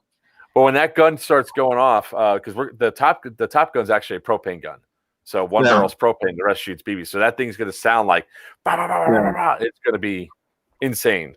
Yeah, so nice. You had a nice segue there for a second. You were talking about the money raised and all that. I did. I don't know if you wanted to do it now or later, but I wanted to talk about the community as a whole. What? Yeah. VFA and you guys, and just, the amount of love that I felt was given. I feel it. Maybe it's because it's my backyard, and we're South Florida and airsoft and all that. But the way people felt and acted towards all the vendors, the sponsors, the charities, all that. The pie contest. I know my name was not on that list. Freddie raised almost $400 just off throwing pies, for VFA, which is fantastic. I know you raised a bunch of money with the raffle and all that. I couldn't have asked for more support for a small up and coming company. And from my personal view, and the guys, the whole community treats. I love that, beyond the tan cheated, green cheated. These guys didn't play. At the end of it, come off the field. There's still a community. We're still a family, and I truly love that, and I love that this is for some people. I played sports growing up, so I had some of that. Most of these guys never played any sports, so having that bond, having that that community, this is the only place that they get it, and being able to deliver that to them in such a way that they feel that there is someone they can lean on. You know, Ben is an example. Jigsaw there, he reaches out to Yordi or to myself and things like that because to communicate that, you know, these are people we may never see again, but online they reach out, and when we get to these events, you become this closer knit just for that weekend. Even you become part of a family again, and I love that. That's something that Airsoft offers people. Eminem, real quick, there is going to be a ladder that we're going to start adding to the back of that we could take on and off for events. So we just have to weld it to the rear bumper, so that way we could put it on, pin it in, so then that when we're driving down, the ladder's there a little bit. Oh, no, I want him to get tanker knees. Come on, Papa. We can put tanker knees on. Oh, there was a couple guys. Don't act like I can't climb now. Hang on, I might have a bad back. I still climb. Look, I learned how to climb up on the countertop just to get the top dishes. All right, so it's not like I can't climb up on a bus. Well, there was a couple of guys I said you cannot jump off the back of my bus, and they go, "Why?" I was like, "Sorry, man, but you know." And he goes, "What are you trying to say?" I was like, "I'm trying to be diplomatic." Finally, I said, "Look, dude, you're too big." And you're wearing a lot of kit. And he goes, I was like, you don't understand what a 3.5 foot drop does to somebody that's over 250 pounds. And I was being generous. You know, because I've jumped off the back of it and you feel that impact right in the no-no zone. I was like, most of these guys don't realize, but they jump off and they hit and they don't take all right, not you, Z, because we understand you do this shit all the time. But jumping off that thing and you all of a sudden have that shockwave come up and go wham, and you're like, oh. You jump from shit. The first time you climb on a tank, they tell you don't jump off them, and I've never met a tanker that doesn't jump off a tank. And then the next time you're like, why the fuck did I jump off the tank? Oh God. That's why it's called tanker's knees. Yes. That's why it's called tanker's knees. Yep. You get the VA gives you like 10%. So. You don't jump. Yeah, not to do it. But hey, all in all, man, great event. You know, kudos to Doomsday for putting it on. Yeah. In the era of COVID, you know, outstanding for the guys to put the event on, pull it off. I will always support Doomsday just because they're family to us. You know, Pepin, you know, Wiener and Bulldog, I mean, phenomenal job pulling it off in the time of COVID. Anybody that's putting on events right now and doing it safely as possible is man, it's tough being a small business owner. And you know, Joker, you know what I'm talking about, Papa, you know what I'm talking about. So, you know, nothing but absolute success for those guys. And I'm hoping they put on another one that I can go to. You know, so you know, yeah, is there issues? Sure. But I think players are self-policing. They will self-correct. And the more airsoft we play, the more the player base will get better. We were on a roll for a while until somebody came to SHOT Show with the fucking bat flu. So, yeah. That's one of my things to go to when it opens back up is SHOT Show. Yeah, Dude, it'll be like 10 years by the time I get to go back to SHOT Show. You know, and it'll be like you're limited to 2 drinks. Be like, what the fuck? You know, so that time I will be presenting stuff at SHOT Show, so I'm working on it. hoping so too. Yeah, I'm hoping that we get to that point. Also, guys, if you're like when people are talking about the back, like getting back on the bus, there is ways to get back on the back of that bus, which it's all a matter of teamwork.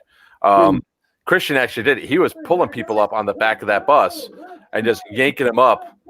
I think I found one. Yeah, he's pulling them up there. Well, it's rough to go up. Now, going back to the community and camaraderie, on Saturday, there was a couple individuals that had huge problems with me in the bug, that they were screaming, yelling, and they said, you're, you know, blah, blah, blah from previous shit, whatever. However, when I switched teams and was driving the bus around, that mentality changed.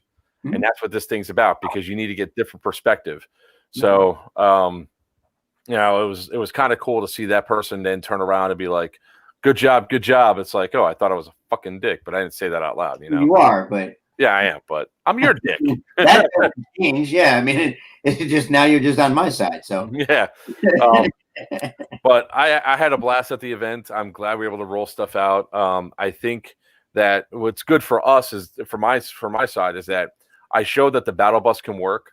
We're not one of these people that are just going to disappear and be like, haha, screw you. No, we're here for a long run to bring this stuff out, because my ultimate goal is to fill that bus up with people that have mobility issues that can't play normally. And a couple of the guys that were on the bus, they didn't want to say it while they were riding around all day, but they were feeling it. Papa, you probably would have had a blast on it, although I know why your back was hurting. You would not want to be at the back of that bus because that back was going, woohoo! Green team. No, that's no. That's no, the back. We hit a couple of bumps where we were, but I got to use the proof of concept that this bus can go pretty much anywhere, because I went through some soggy patches and I was like, well, my insurance, I made sure with the insurance on the truck, I got a full tow package. I get stuck, I'm getting pulled out for free. But it was great. I'm glad people had a good time on Sunday. I think it's not to pat myself on the back or anything else, but I think it helped save the event for a lot of people. It was like the highlight of their day. So, Green back as a contender.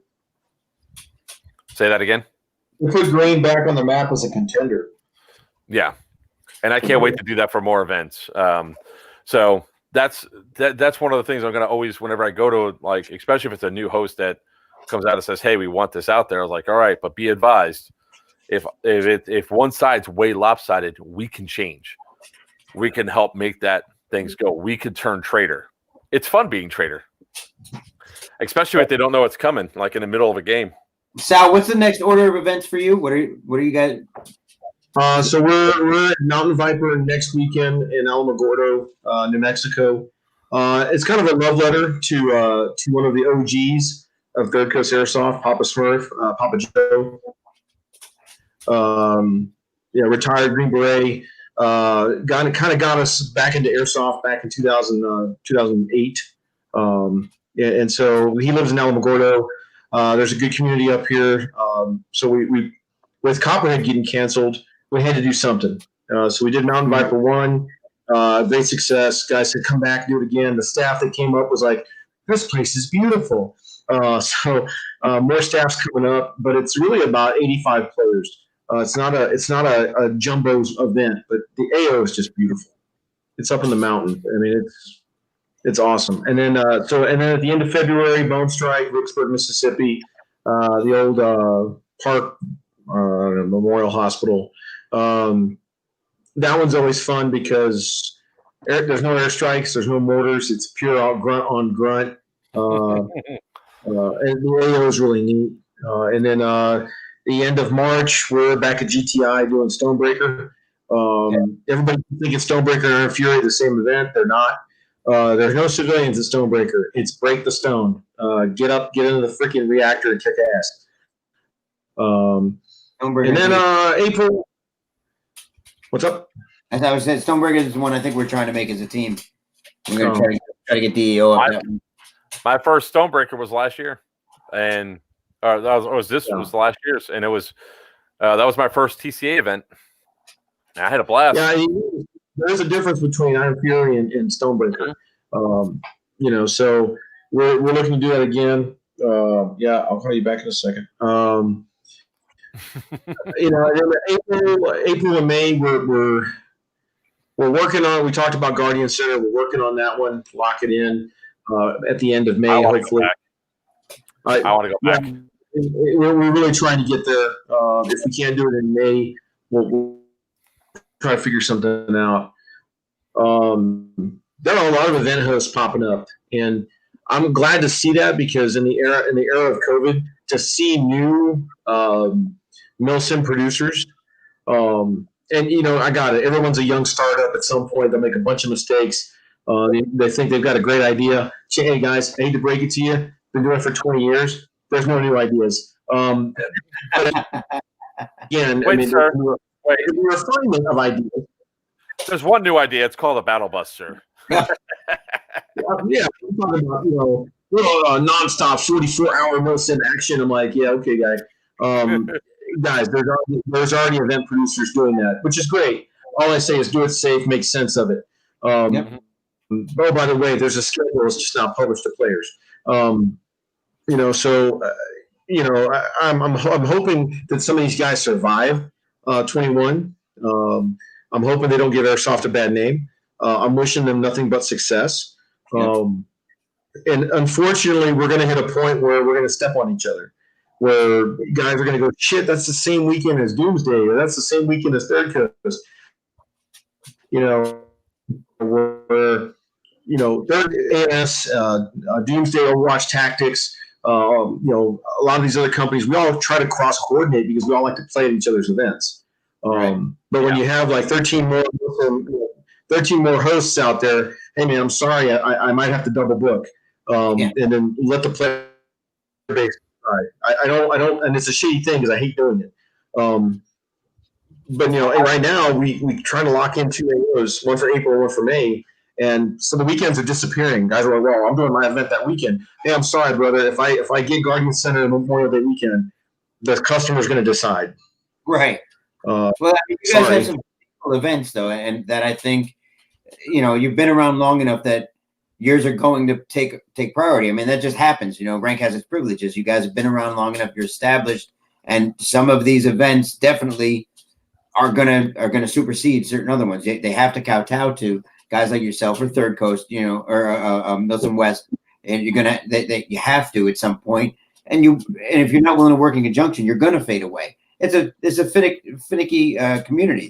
Airsofters are fickle, and they're not gonna let you live if you're not willing to play. Not willing to play fair. And I will say this: when it comes down to my technicals, if there's a choice of going to say even Lions Claw versus TCA, I'll go to a TCA event with that because I love the vehicle rules better. Because I can almost guarantee my driver doesn't have to worry about getting shot or shouldn't get shot because the windows are up. The gunners are a little bit safer, not impervious because people still shoot the gunners and all that. People don't understand not to shoot. Yeah. So, I mean, it's some stuff like that happened last year. It's like, oh, well, I'm sorry, I'm not going to go to that event because I'm going to this event. Why are you going to that event, not my event? Well, I know this event. I know how my vehicles are up. That's how we'll go about it. It's like I'd rather play someplace I know that my stuff's not going to get destroyed. Like the side windows of the Battle Bug got shot out by BBs, which is impressive. The windshield got shot out by BBs on the Battle Bug. There's 2 nice sized cracks going through, so somebody was shooting hot. But it's stuff like that. Like the 30th. I'm dedicated going to Papa's Big Boss event. So if you guys are down here, come out to Op 31 on Saturday on the 30th. Which is also a celebratory going away to my son. Yep.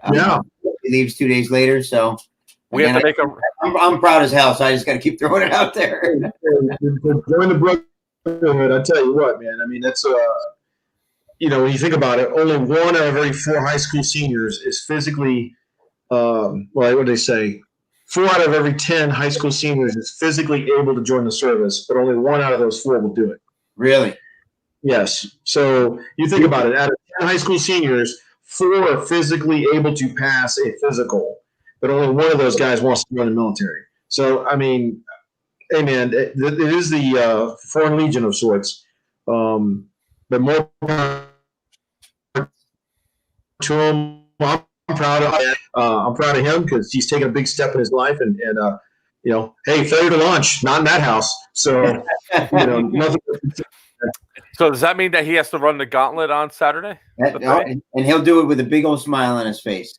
Absolutely, he'll never shy away from it.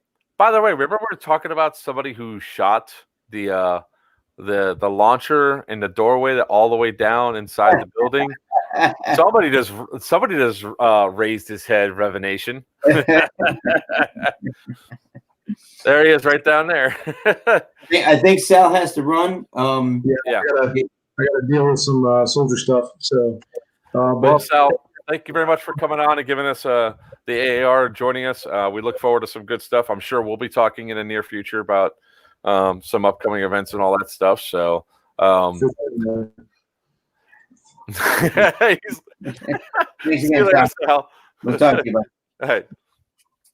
when you launched your launcher down the hallway from the doorway all the way down the hall, some people were not happy about that. Rev. You want to know if you're going to run the gauntlet on the 30th? The hell is running the gauntlet? I don't know, but I imagine we'll find out, won't we? Oh, he doesn't know what running the gauntlet is? That's where everybody lines up with their nice, pretty airsoft guns, and he's got to run about 100 feet, like 100 feet parallel to us, as everybody's shooting at him as fast as they possibly can. Don't worry, nobody's got any kind of aim, so you won't get hit. It's okay. Bullshit! I'll fucking light his ass up. Except for any of the guns that have D-hot barrels in them. So it's okay. I know, right? Yeah, I don't actually. You know what? I don't know if that's a great idea because They'll think he's got some sort of fucking variant of COVID. yeah, he's going to show February 2nd. He's going to take his shirt off. He's going to be really like, "This guy's got measles." You know, so. I just want to prove like 2 people from that. Oh God! I won't say who it is live.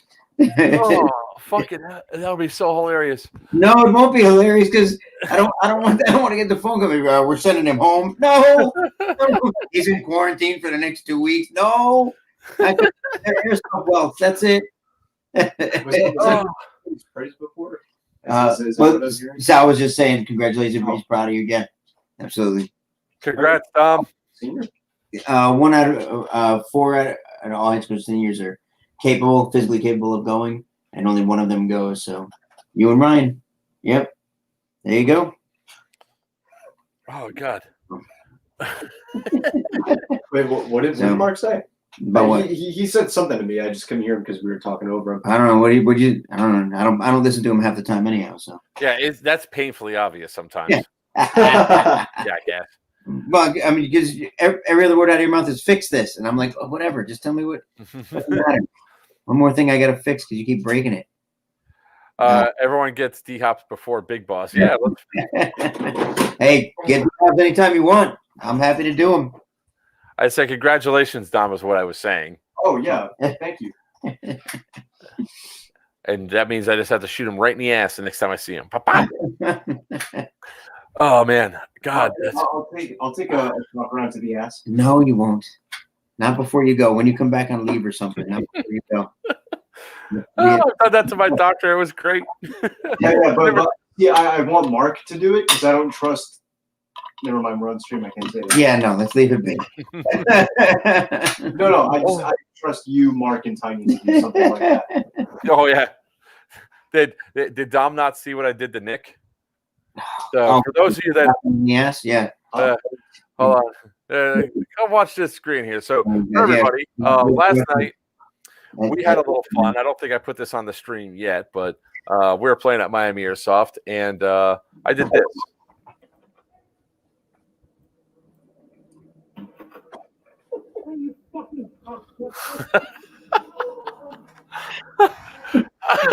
Square in the ass with a shotgun.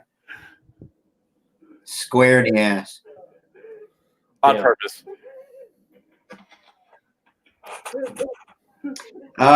Sentinel, no sir. Gas blowback guns cannot be patched. Not as of yet. We're working on a design. I'm trying, but as it stands, no. Gas blowback guns cannot be patched. I love how Gage just did not move there. That still is like one of my funniest clips of what happened last night. It's like, what?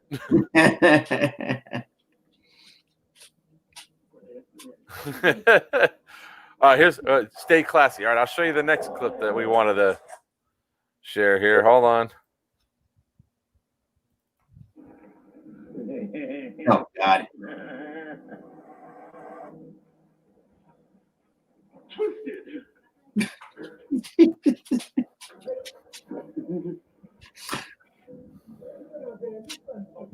He shot it. Rip the Twisted Tea. Bye-bye, Twisted Tea.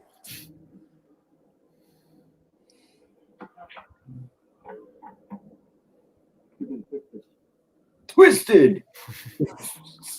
Stupid.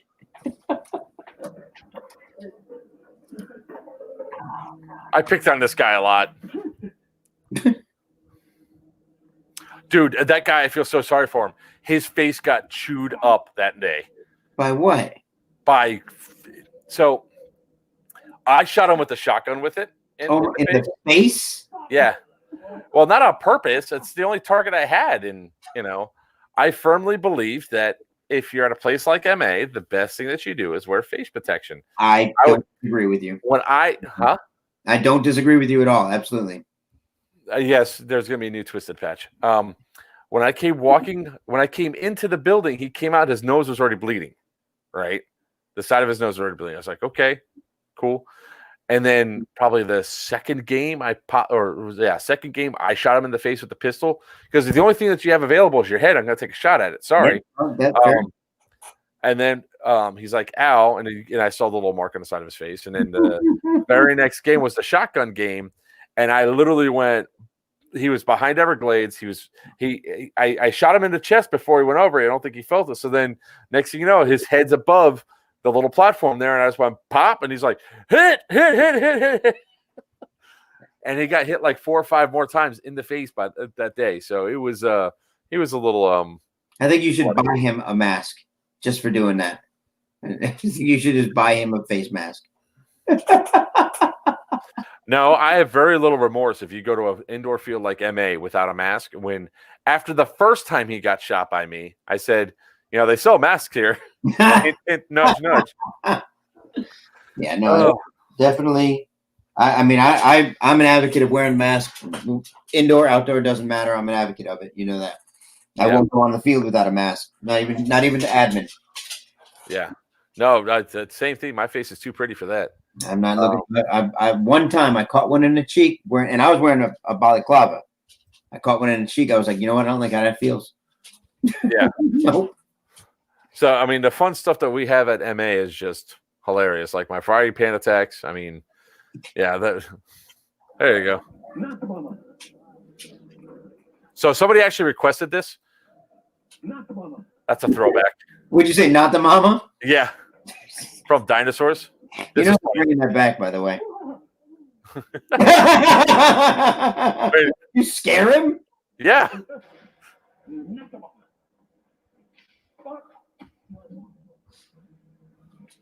I love this guy. Nope, I'm out.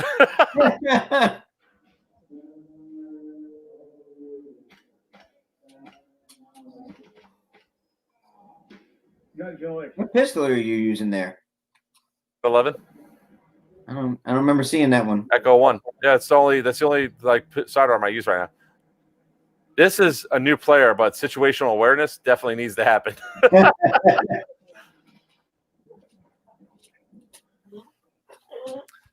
Yeah, so somebody, one of my guys turned around, he goes, do you have like a box full of props that you just look into and say, how can I become a meme lord today? Yes, you do. Yes, I do. So, but, oh, God. All right, so let's do the promotional side of things real quick. I just want to go ahead and thank our sponsors so far, Dead End Outfitters.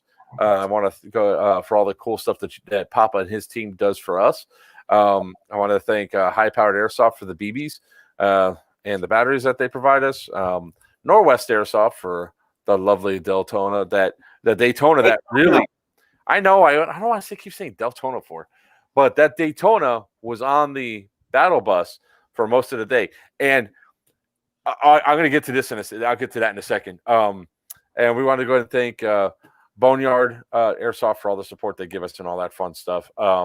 So really, guys, all over and Doomsday's Airsoft, of course, for their help and assistance with getting our name out there and all that. So let's talk a little bit. Hang on. I see it. I'm not going to add it to the stream. What are you going to do? Make me? Put it up there. There you go. That's it. You should like that one better, by the way. I made adjustments. Yes, I could clearly see the D-hop much better now. Yeah. So let's talk about one of the big things that that players need to do, right? It's overcoming adversity, overcoming the challenge of the crap that happens. So I don't want to hear a lot of stuff from people that are complaining, oh, well, they didn't have this, they didn't have that. let me explain to you what happened leading up to this event for us to go there. The battle bug broke down at Southern Watch. Evidently, the impeller for the water cooling system exploded, causing no coolant to flow through, causing pressure to build and shoot radiator gunk all over the engine. I dropped it off at my father-in-law's shop three and a half months ago. There it sat because he didn't do the work. Monday before the event, I go there and say, "Hey, bug going to be done in time?" Response is no. All right, I need the bug. What do you mean you need a bug? It's buried in the yard. I was like, I don't give a damn. I need the bug. I need this for the event. So I then drive back home, get my car dolly, come back, get the car, load it, and take it to another shop that does really good work and everything else that I've trusted in with work in the past. Drop it off to them. 4 hours out of my day Monday that could have been better spent doing something else. Well, they start going through their troubleshooting and all that stuff, flushing it, going through. They can't figure it out. I was supposed to have it Wednesday by noon. Wednesday by noon, I was going to be taking the gun truck and the battle bug over to Immokalee to drop it off. So the next day on Thursday, I could bring the bus over, load it up with all of our gear and shit to drop off. Well, that didn't work. So noon, I had to then pack up the bus instead to drive that over and drop that off in Immokalee. So it wasn't loaded with all of our stuff. All right, not too big of a deal. I can make it all work.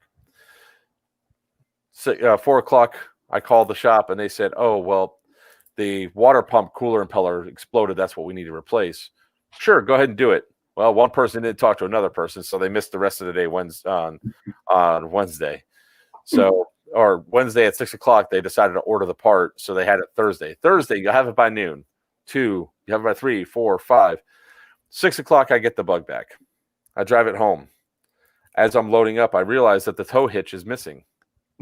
Where's the tow hitch? Oh, it's back at the shop. The shop has to drive it over. So 6:30 at night, I am leaving my house to go over. Sarah, the Valkyrie that was driving that bus, the Amazon, was flying into Orlando because of another whole series of clusterfucks. I'm driving up there. I already warned her I'm going to be late. Get comfortable at the hotel. Don't go out to baggage claim to get your shit. Just relax. Yeah, I go to get off at the exit to go towards the 30 miles to the airport. And all of a sudden, the gas gauge comes on. I only got an eighth of a tank left. I should be able to make 30. I should be able to get gas at the exit. Yeah, there's no gas 30 miles in either direction. Oh, my God. Fuck it. We're all in now. Let's go. 8 miles from the airport, I run out of gas in the truck. Cool. I'll go grab. Well, not cool, but all right. Well, at least it's loaded with gas. I'll just go ahead and drive to the gas station. Take the bug off the trailer on the side of the road where people are going 90 miles an hour past me. I noticed that there's a lot of fluid leaking out of the front engine compartment. That probably should be coming out of the front engine compartment. Turn off the car, go up there, smell. That's fuel. Open up the hood, see where it's leaking from. That's a problem. Oh my God.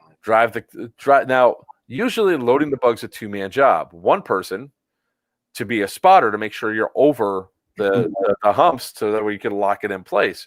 So I had to reload this bitch by myself. That was 3 attempts later and probably a gallon and a half of gas all over the ground. And mind you, the truck's out of gas. Luckily, I was on an incline, so I just put that bitch into neutral and coasted it down. So then I called Sarah. I was like, I'm getting you an Uber. You're going to Uber to me. We're going to grab the gas can that's in the inside the truck, go to a gas station, get gas, come back, put it in the truck. We're going to drive away.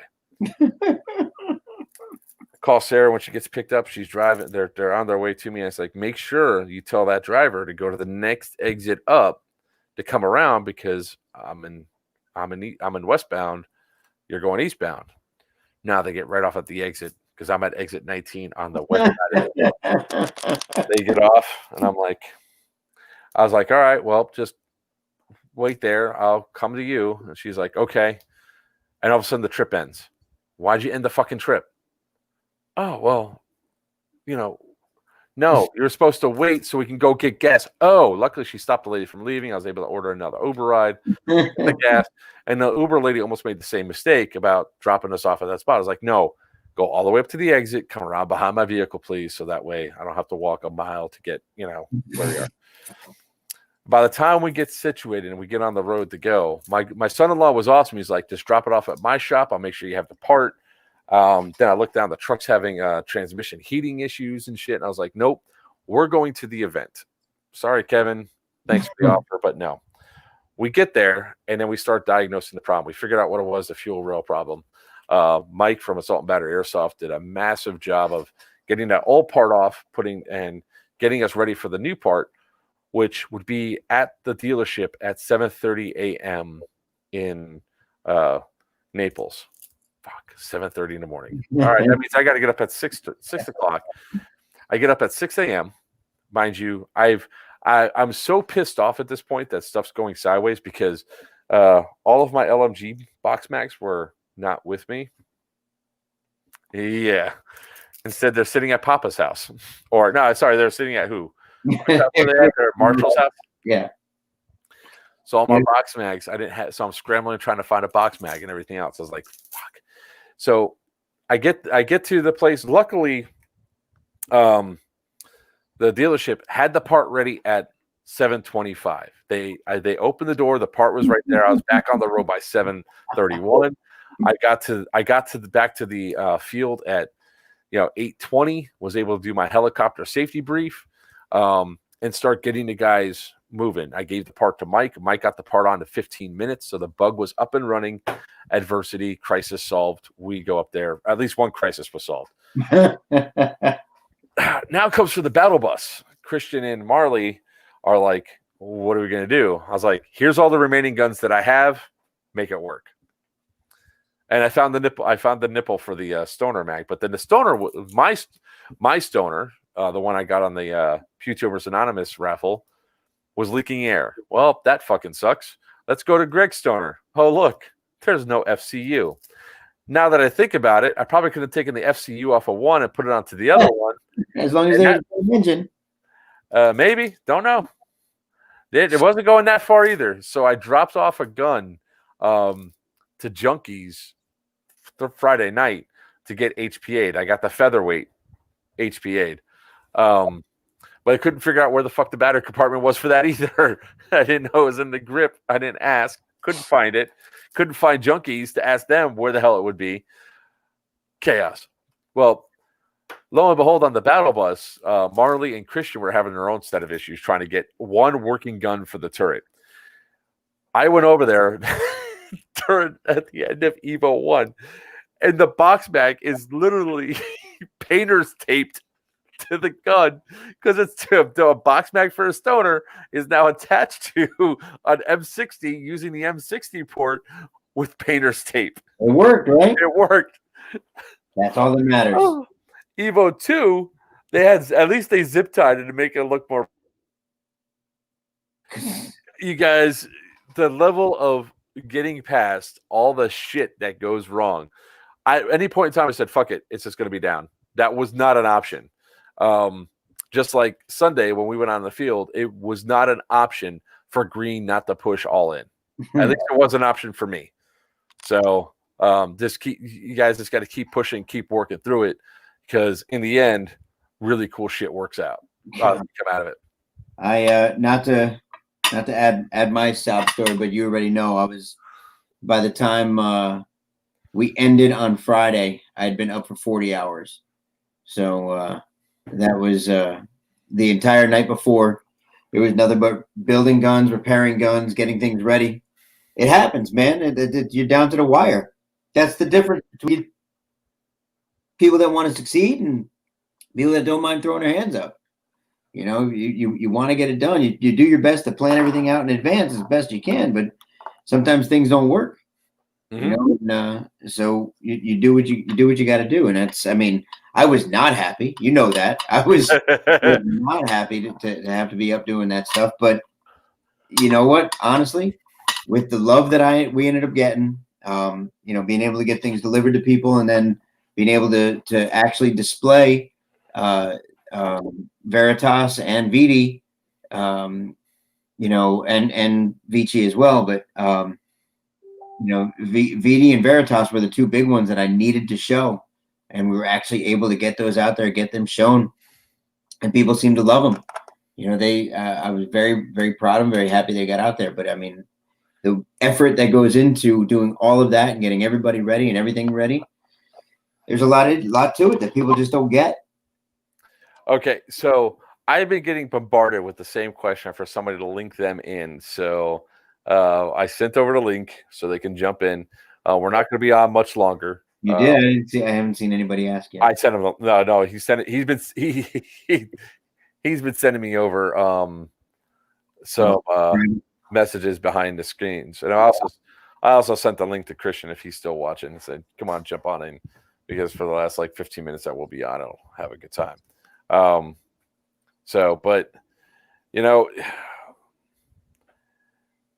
we could have. I will say it like this: as players at events and all that, sometimes we have to adjust how we're doing to make things fun for everybody, right? Mm-hmm. I think a lot of people were surprised that somebody would abandon their team, abandon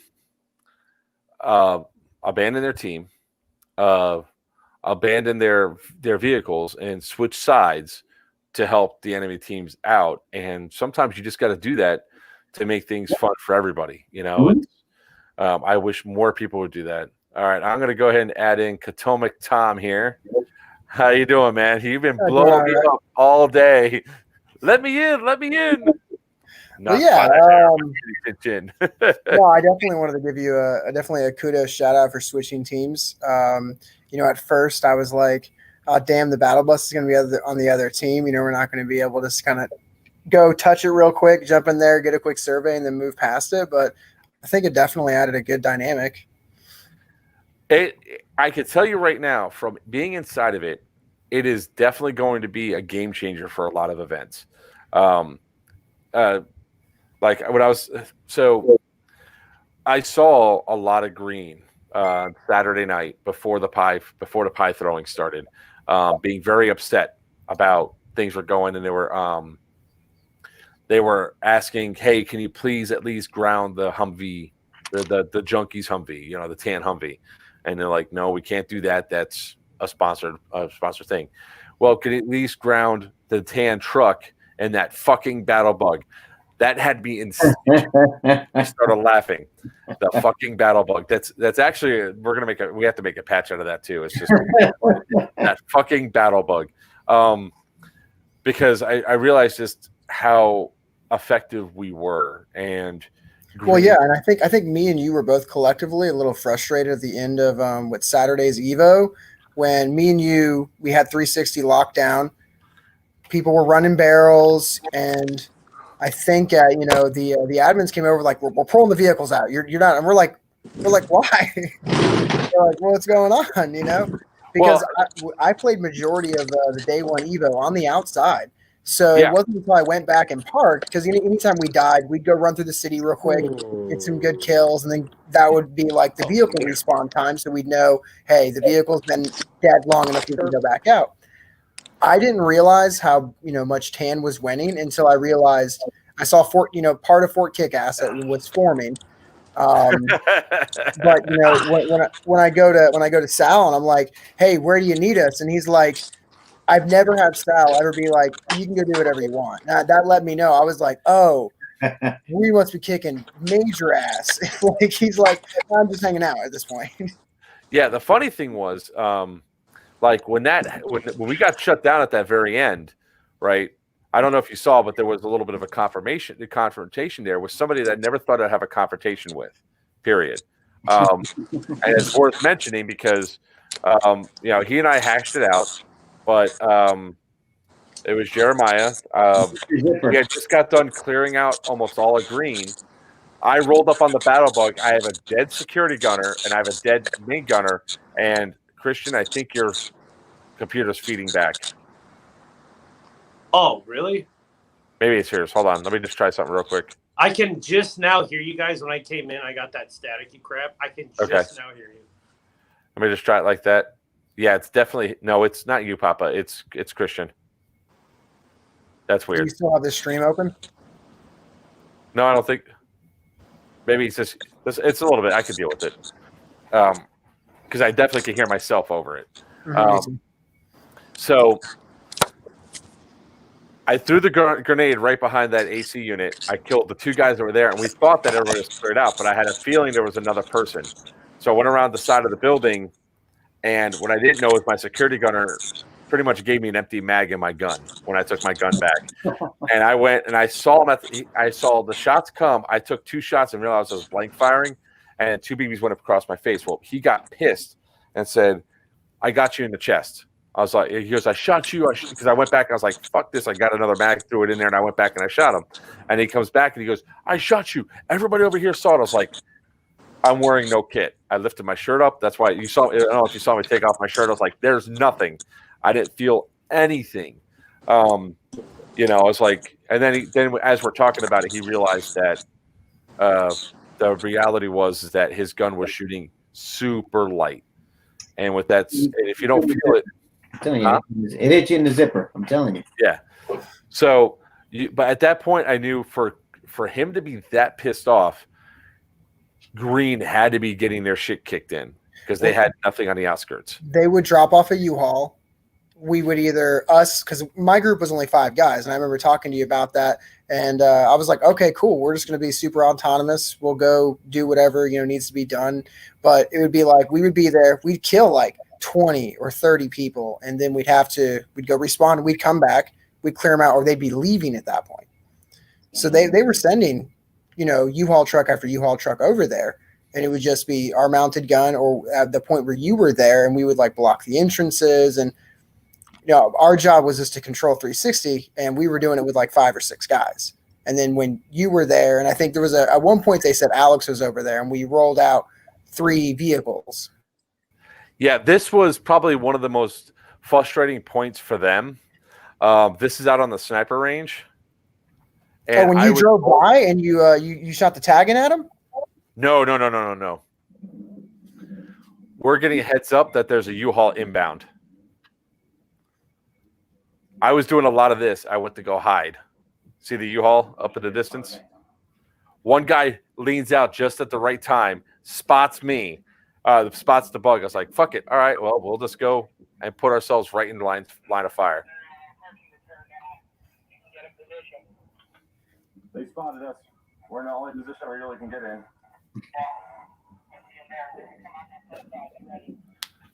We bullied the shit out of these guys. Yeah. Because I have to say kudos, because we did 2 barrel runs, no enemies. And then the third time we were getting one, and we were just so confident. And there was an element of like, I want to say 5 or 6 dudes that were camping the black box, but I don't think they ever switched it over, because we went over just to double check it. And one guy killed everybody in my Jeep, and our forward observer was walking. It was just a positioning error on my part, because as soon as I pulled the Jeep in to kind of pick him up after he was checking the box, we all got hosed. And it was one guy got all of our kill cards.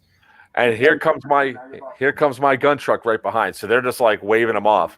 So long story short, we follow their asses all the way off my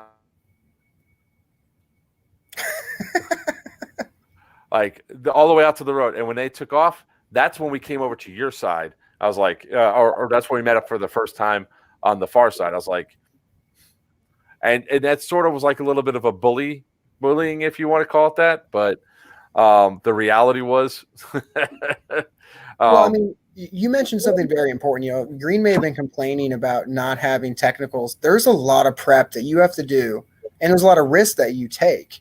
I take my daily out there. That's what my Jeep is. And then it gets dinged up, but it's a Jeep. If you're not having fun, you're not doing it right. If you're not breaking stuff, you're not doing it. But I mean, anybody that was at Northern Watch knew it was like 30 minutes or an hour into Evo 1, it blew up, and I had to camp a couple of extra days and get the parts to fix it. Well, there's also something else that comes. Oh, come on, fucking work. There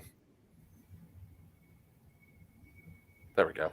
All right, so here's another problem that came up. Is this it? Who's got the stream open?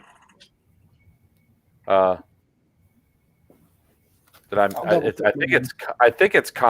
think Christian. It might be his computer bleeding over.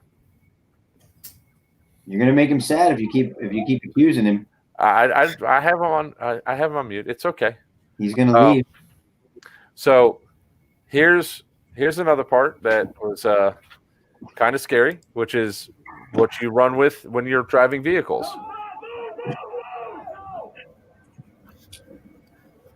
Oh God! Now that vehicle looks like it's going fast. It's really not. It's only going 10 miles an hour. So the problem that comes up is, I want to go through, and I'm not really picking on the person that fell out, but I want to put a notion up here is that if you see where Tinker's hand is, he's grabbing that post right there. Yep. And then you see everybody else's hands are on one of these holds. So Gage was holding below. Yep. The tailgate. So, and it's not to pick on it, but think about it from a perspective of this. Everybody signed their waivers when they got on the field, right? So I was pretty much protected. They had an expectation of it. Plus, we also have everybody on camera. We have multiple camera angles saying, hey, you got to make sure you're holding it correctly and all that. But the fact is he still fell. And luckily he didn't get hurt. He did break his pec box. That sucked. But the other guy, within the first 30 seconds of Evo 1, the dude fell out. The kid that fell out the U-Haul truck, he hit his head, and he knocked himself kind of stupid. So, but there was not a lot of anti-tank to take care of us. They were not sending their technicals out to the far sides to deal with us because they should have continuously be sending the U-Hauls out there, not the U-Hauls over to the fucking CP where they ran right into our hail of gunfire. It was great. One CP, they dropped them. One time they dropped them right off, and my gun truck came up right behind and shot them all. And then there was that one where we were literally playing Ring Around the Rosie with 3 of our technicals were chasing the one U-Haul until they finally deployed. It was great. So at least that's what I was laughing at.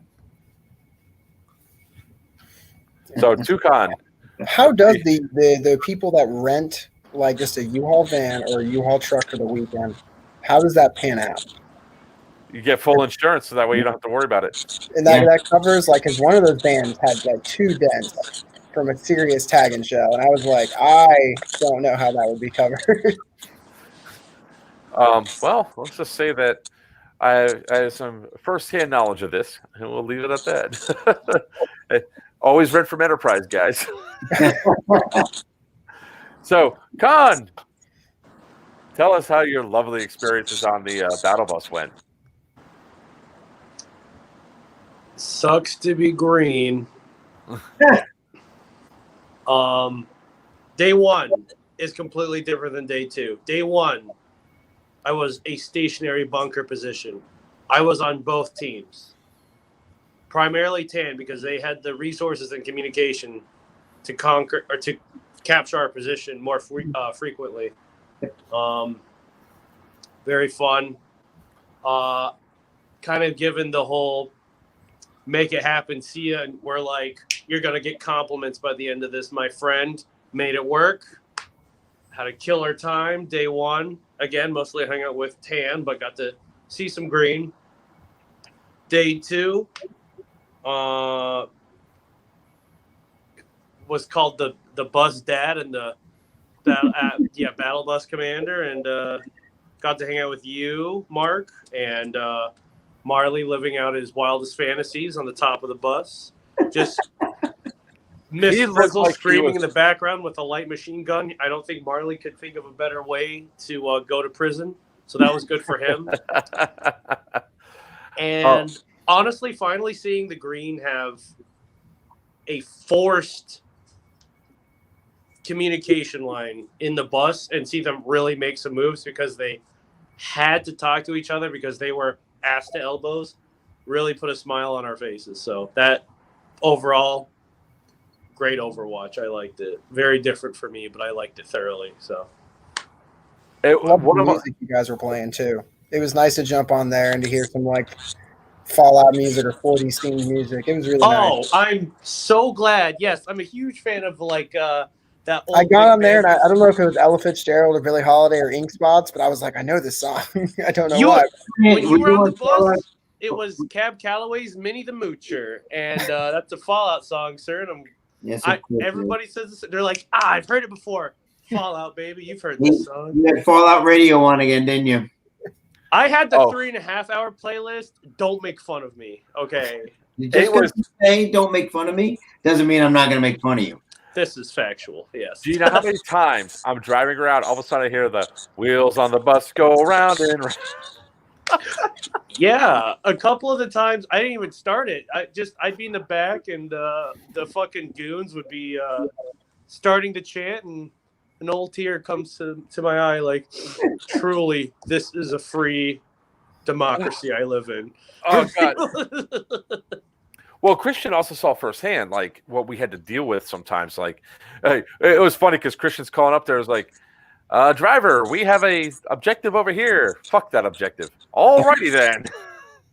Because seeing on the field, I had a really good view of everything. I have this big ass shield. I don't have to worry about getting shot. I'm not ducking down behind anything. I got my window closed, and I can see the entire thing. So I can see where all the people are coming up. I can be like, all right, we have to swing around this way. Let's do the drop offs. The funniest part when the drop offs happened was still the one dude that went running in solo. We were about to die. Salute you, sir. And he went hard. He went right off running. It's like, all right, well, let's give you some suppressing fire because you're dead. I still like to imagine he's still on property, clearing holding that right building now. It was one man, one gun, Yeah. one mission. Go. But things really didn't start changing for a lot of that for the deployment stuff until like Echo 4 got on there. So Echo 4 was really forcing their guys to go off. And if I said deploy, they listened and jump off instantly. I can't tell you how many times I was like, I'm hit, deploy. And they're like, nah. Yeah. It was very sad. Boom. Well, you're all dead now. Now I think it comes down to a forced discipline. Like, you've got to be the guy willing to, one, be first or go through the door or get shot up a shitload, because half the time you'll slay 3 or 4 people because the people around that corner don't think anybody's going to push that corner.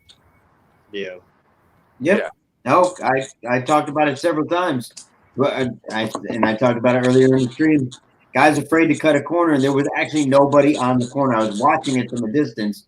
There was nobody on the corner, and guys were just afraid to cut the corner for such a long period of time that people actually showed up on the corner. Now they can't cut it because now there's people there. It's absolutely ridiculous. So there was an instance the first time that we went through the loop, right? The first time that we engaged, my goal, because I saw – so here's the funny thing is I saw my gun truck out on that field, and I wanted to shoot the shit out of it. I wanted to take out Sarah in my gun truck so bad. Each time I went after it, either I got taken out by junkies or they were gone by the time I got there. But the first push, we came around that backside of – what is that building 14, the 2-story cell blocks, Papa? That's building 14 is a 2-story. That's right by the Sally Gate? Yeah. Okay. Should be. So I come around the backside. I see my guys because I told them, like, our first thing that we said is we stay with the vehicles. Don't worry. You're going to have time to go out and play and have fun, right? But we got to stay with the vehicles as much as possible. Cool. Well, Saturday night, I was like, go have fun. Second Evo, halfway through second Evo, I was like, have fun, boys. Go storm the castle. And they took off and had their, we were doing hood rat shit. Well, Sunday was the same thing. It's like, go have fun. We just need 3 people to stay on the gun truck, because the gun truck's going to stay and play. We need the people to see it and the footage and all that for our own reissue. So I come around that backside of 14. My guys are there. Tinker just grabs the first 2 people and goes, go, and pushes them inside. You see Gabe like putting hands up, people going, go, because you have a choice. Either attack the bus, which your likelihood of taking out if you don't have tag-in rounds ready to go or grenades ready to go. You have the choice of the bus, which is certain death, or the hallways, which is pretty certain death. But, hey, you might take a few guys out with you. So the guys that pushed the lower and upper ended up taking the 2 floors because they were not expecting it. And Literally, Tinker went in and he ran down the entire length of the hallway, lighting people up. Like he was going fun with his Speedy Boy trigger and all that shit, to where they thought, Papa, I play back this video. I shit you not, it sounds like full auto. He doesn't have full auto on his gun. So it was a definite game changer. I cannot wait to do it again. I cannot wait to bring that out there and have a great time. Well, I have my one rule, and if I did work on your gun, you're not allowed to shoot me with it. So, can't shoot me with parts that I put in, especially with D-hops. We shot him anyway. No, you didn't shoot me. I know that much. I never got shot by you all Saturday. So, Con, you had also, there was a couple things that we realized we needed for the bus, because it was essentially a beta test of the thing. Like, so we needed communications. His taking commander of the bus was so damn funny. Like, driver, stop, driver, go, driver, what the hell are you doing? Get off the bus. It was a blast. You're awfully quiet today, sir. Me? Yeah, you. I'm just enjoying the present company. That's all.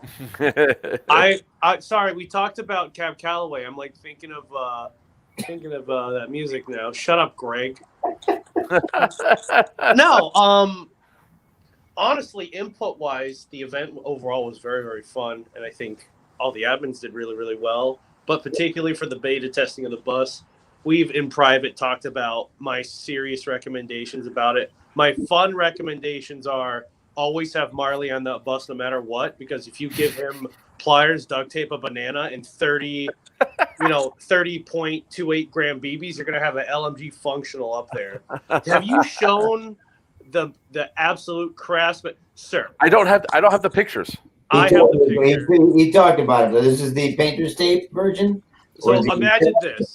Version. You've been given, because Mark is a busy man. Send me the pictures. I will. It's on my phone. Imagine this, sir.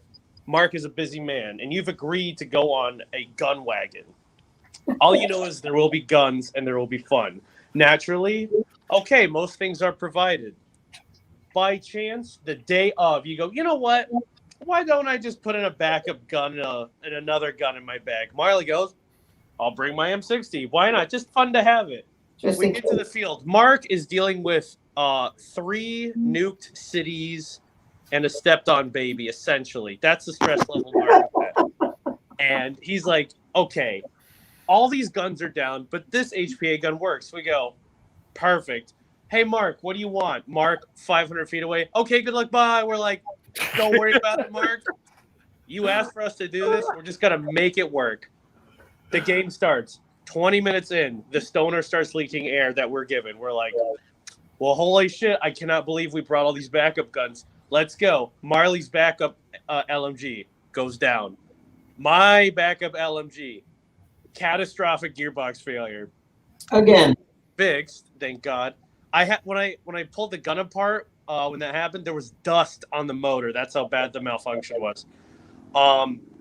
Within an hour, I have taken 2 Crytex and I've made 1 functioning one. Marley has taken an M249 gearbox, a face mesh, and blue Scotch painter's tape that we found in the bus and slapped it on the M60 and made it feed. And the game's going on. So I'm like with my EMG blue, I'm just like, I'm all the fire support we got for an hour. Just doing my very, very best. And within an hour, we have all these guns up, but we just make it work. And magic school bus music, 50s music, role play a little bit, bullshit some people. Got to see both sides of the game. We made day 1 work. And then at our debriefing on how it went for us, Mark said, listen, guys, I'm so sorry I was direct. If I was too direct, I'll be less direct. And I say, Mark, be more direct. As a matter of fact, talk as much as you want. And then I told him what happened. The brisket was delicious. Absolutely no hard feelings, because me and Marley have the experience. We completely understand when literally every single thing goes wrong. So here to smile. We get it. And We were then, supposed, yeah. we were You wanna supposed to have say- the safety brief and everything else like Oh, weeks for dates. before. And that every single time it just was not going to happen. So the day of, it's like, all right, he gets there, and it's like he takes one look at me, he goes, "What do you want me to do?" And I was like, real simple. And nobody goes out the back. Yeah. Make sure people go safely out the front. Whoever owns the bus, shoot the other team. If nobody owns the bus, shoot everybody. Deal with it. That was like my That was it. instructions. And I was like, he goes, okay. And I was like, I trust you that you run events, you've written events, you've participated in plenty of events. You know the rules of what it is to do a doomsday thing. Just fucking handle it. And then at my table, I was like, I stopped asking and started demanding. Like, I don't know if Blade Shadow's still on here, Chris. I turned to him. I was like, "Go chrono this gun." He's like, "Okay." Comes back, go chrono that gun. I said, "Sarah, go chrono this gun." And they're like, "Why are you sending anybody?" It's like, "Because we have 20 fucking guns to chrono. Let's start going through." And then 2 kept coming back with shooting too hot. I was like, "You got to be fucking shitting me." Man, you were overwhelmed. You were so overwhelmed. Just so much was going wrong. Oh, and then I went looking for green gas. Nobody's got green gas for sale because everything's sold out. I went looking for lighter weight BBs, so I didn't have to spend an arm and a leg. All the lightweight BBs are sold out. I was like, well, shit, that sucks. And then I asked, I was asking like somebody else, hey, go find me green gas. Nobody asked me why do we need green gas, because I would have answered with because we can use our tag-in products that I had purchased. Because I forgot the green gas at home in my haste to get there. Then I realized, like yesterday, I had 4 canister propane in the back of the fucking bus. And at the end of the event, when I was complaining about the fact that I had no green gas because we had all this tag and stuff, everybody goes, like, I swear to God, Chris, if you fucking say it, I'm shooting you in the dick. Oh, why don't you ask these Speedy Boys if we had green gas? Everybody except for 2 other players on my team did not have green gas. So it's like, I swear to God, I'm going to kill you all. I'm just going to shoot you all. It didn't matter, but I would have used it on Saturday to at least take out Sam's Humvee, because that I love taking out the Junkie's Humvee. Yeah, so on a whole, it was a great event. We did pretty decent. We raised almost $900 for the battle bus. Battle bus. So that covers the $1,200 fucking the water cooling system we had to put it on the bug. Yeah. And then this weekend Tinker's coming over to replace the spark plugs and all that, so we at least don't have the misfire issue going anymore. And we'll figure out what we're going to do with that AC, because we also got to fix the AC in the gun truck. So, but sorry, Tom, you've been real quiet, man, as we ramble. So I know you're feeling on shit going wrong. Oh no, I definitely feel you on shit going wrong. How'd you feel about all the locks for or all the gates being locked on opening? Yeah. Oh, they'll be soft locked. No, they're hard locked. No, they're soft locked. No, they're hard locked. Yeah, I just made a judgment call, and I was just like, you know what? I'm going to take the main road. The AO map was a little confusing. I was like, I don't know if we can take the main road. Same here. I was told we couldn't, and then all of a sudden, the command said we could. So I was like, okay. Yeah, because as soon as I was like, all the gates are locked, I was like, it's our only option. And then honestly, U-Haul's taking it. I was like, okay, everybody's fair now. yeah, and then we started getting yelled at for somebody leaving the gate open. I was like, look, I didn't enter any gate that we had to unlock. Yeah, that's true. Because was the water tower area, was that off limits?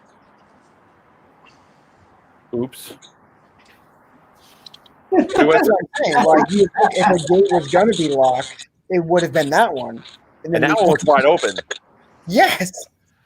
Yeah, that's like, oh, great, we get to do something. There's probably a box in there. And everybody goes out, we find Jack all. And I was like, well, that sucks.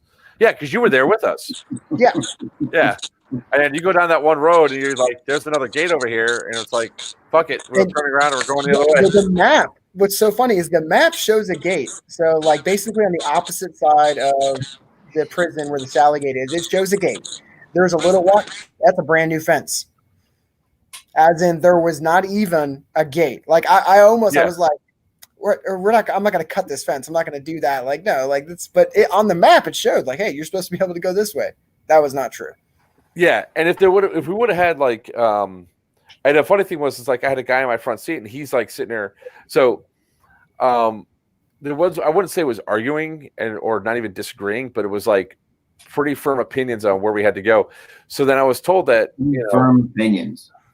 Well, so we went all the way down there. We cleared out the one area. We turn around. We start coming back, and I can only imagine the people in the truck behind me because they weren't talking to me. My gun truck wasn't talking over the radio, but I imagine they're like, "Where the fuck is he going? Where the fuck is he going?" Because we just got done clearing the one area, so we're going back, and then I was told, and I saw an admin go over, so I was like, okay, there must be a point over here. Let's go check it out. We wrap around, I drive all the way around. We see Jack all. That gate's locked too, so it's like, and that gate was probably the one that was supposed to be open that we can go all the way over to the trailer park, but it wasn't. So we went out on the main road. I was like, well, I hope we don't get in trouble for this. If we do, we'll just say the gates were locked. And we picked up like 6 objectives with one package because we didn't realize literally everything was still tied together. So it wasn't even our fault. So when you picked it up, everything was in one bundle. We just grabbed everything and was like, throw it in the back of the truck. When we got to the aid station, we started setting up. We realized we had the aid station communications tower. We had the EOD stuff and in a box. So it's like, oops. So we left it at that aid station, and we just kept doing the runs back and forth. So that in itself was funny and fun, but still it was like one of those things of, oops. And then I guess we set up the communications tower wrong because we made it like 6 poles high when it was supposed to be that big.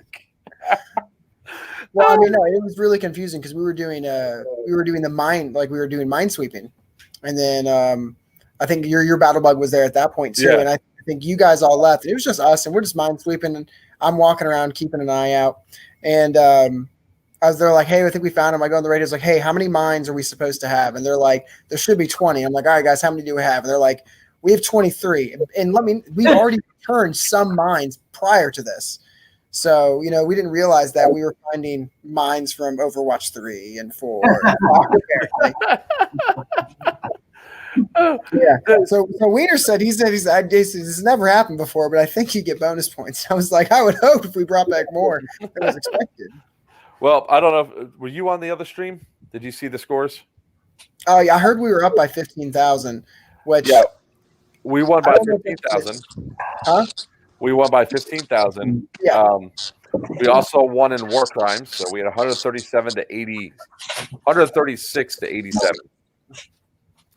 So almost 50 more war crimes. Wow. Which, maybe you can clear this up for me. So, can a gun truck transport an objective? Yeah. 100%. That's what I thought too, right? Yeah. So I had an admin stop me and say we couldn't. And then I had, and this was at 360, I had to say, hey, I clarified this because at Overwatch 5, I remember it saying something, and then I remember in the streams asking, and then the rule was kind of retconned, and it was any vehicle can carry an objective, just one objective. But I had an admin stop me and say, hey, you can't carry this if you're a gun truck. And I was like, the rules say you can transport one objective at a time. Yeah, one objective. So we did screw that up, right? That was definitely a mistake. But we didn't transport it all the way back. So it's not like that we did the dick, but we just took it up. But they weren't over there anyway, so no matter what, when we were doing the back and forth, we were transporting it because well, we started rolling all the tan on day one. Just we rolled them closer to the road. We figured there's nothing wrong with that if we're doing it by hand. Like we win, so that way you would just come down the road, turn around, drive back. So we had them like 2 or 3 stacked up. I would say that probably was not wise because what you could then do is think about it this way: you're not under fire collecting that, and now you've pre-stacked everything up closer, so that way you can get it faster and go through. You might have already done some of part of the work, but you didn't give Green the opportunity to get there to stop you from doing it. Not that it would have mattered because they weren't using the vehicles to go out there anyway. I mean, I don't think you really hastened the inevitable, but it was all there. But like the one time that we ran into Papa over there, it could have been one of those situations that came up, right? That's true. Yeah. So as a foot soldier, I assume you could technically move a fuel can all yourself all the way back to CP. It'd be crazy, but you could, right? I don't know. Bonus points. I don't see why not, but that. I mean, I would not say that you're going to be wanting to roll that thing down the main road. I wouldn't say it'd be a good idea at all. You'd But be you such a legend. if you're the one That would guy be legendary. just brings it back.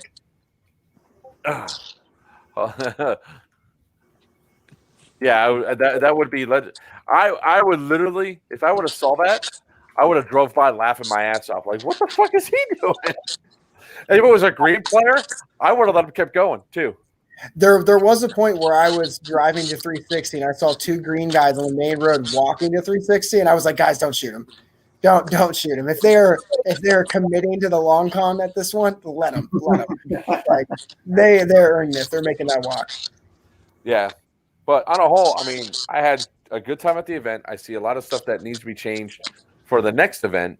A lot of stuff that needs to be changed for the technicals and everything else. Like Con and I discussed, we need to have direct communication from the rear of the bus to the front of the bus. Yeah. Because there was that one time when I pulled off and that one person jumped off the back. Yeah, we lucked out. And the person right behind him was about to jump, and I had him in my arm. We lucked out. It was just a mistake. It was nothing serious thing. Because I heard go, go, go. Because I couldn't see back there. We had like 50 people on the bus at that point. I couldn't see shit. And I heard go, go, go. So I accelerated. So next time, that's when we really broke out the radios and was like, yeah. To your credit, you are like radios. Now I'm like, finally. Like, that was a really good call on your end. Seriously. Yeah. Well, it takes somebody almost getting hurt. But yeah. So at this point, guys, we're at 2 hours and 31 minutes. Why don't we go ahead and wrap this one up? It was hold on one second. If I can add to what you were saying about the technicals from this game, I think our communication, since this was a beta run, we're going to figure it out, especially since I won't let you not figure it out. But I think there was a very severe miscommunication about the ruling through the admins of the event for both days. That was for a lot of things too. And then on top of that, on the end of day one, I stormed their CP and I got grabbed by an admin saying you can't attack their CP. We changed that rule when we got rid of the vehicles, and I'm like, I feel like this should have been way better communicated when they took the CP. And that's pretty major. Yeah, we first day we were a bunker with the the battle bus. 4 sets of rules, and Mark grabbed me during one of the breaks, and he's like, we're talking to this guy, and the guy's like, poor, he wasn't mad, but he was really concerned. He's like, hey, what I did this, does A plus B equal C? And Mark's like, no, this is the rule. And the guy's like, oh, and then I'm like, yeah, but then here's the rule we were told to follow by this admin. It was just unfortunate because that took away a lot of the fun and I dare say the immersion of how fun that position was, because the admins just literally, I kid you not, 4 separate rules. It was very sad. And we got that same thing because we came up with what we thought was the ruling at the start of the game, which then switched to which was one that kills the bus, and everybody else can stay on for 5 minutes, and then we roll out. If people still on the bus, it dies. They're dead. They die with the bus. But then they said, no, 2 takes out everybody on a bus. They're like, all right, well, we designed this to be overpowered for green because green needed that boost. So, but whatever, cool. We rolled with it. I did not like the fact that the green fucking U-Haul van decided it took 3 tag-ins to take them out. That was some bullshit. That was very odd. I didn't quite understand that ruling. So, was that an actual rule? I thought they. Okay. That's what they were saying, though. They were saying they were advised that, hey, you're now a. They tried to say that the admin said that, and I'm like, because I was literally watching the grenades go off that van. I was like, what the fuck are you doing? You want to know why people are bitching and complaining about cheating? Exhibit A. Yeah. Exhibit B. Exhibit C. So, pretty much, guys, it's, yeah. Hey, Con's back. Nothing like him dropping off and coming back. Good job. I switched to my laptop. Sorry. Oh, look, no extra noise there now. So on a whole, I had great times. I'll be talking with Sal, I guess, and Sam for PCA to see the next time the bus is going to come out. Because if we're going up to South Carolina, that's going to be badass if it's at GTI. Yeah, so get your Hawaiian shirts there, Con. We're going up to GTI, buddy. I will start up the tunes, much to Greg's dismay. And for everybody that's been on the stream for this entire time, we want to thank you very much for coming out. Now, we are going to have our on BattleBusAdventures.com all the lovely little patches that you guys can get. Remember, all these patch sales help go and get us a new paint job and everything else for the Battle Bus, and also helps us finish off our positions. Somebody asked what we need for the bus. Well, we're actually probably going to put up on Amazon or a wish list, or like a baby registry essentially for the stuff we need. We need 6 boat seats with the flat mounts from Outdoor World, so that way we can put our 3 gunner position up there. We need a home security camera system from like Costco or something like that also has the infrared, so we can have cameras all around the bus, because that's one thing that we were missing on all that. We need 2 more HP8 LMGs. Yes, guys, if you're asking why we're trying to raise the money, we're trying to tell you what we need.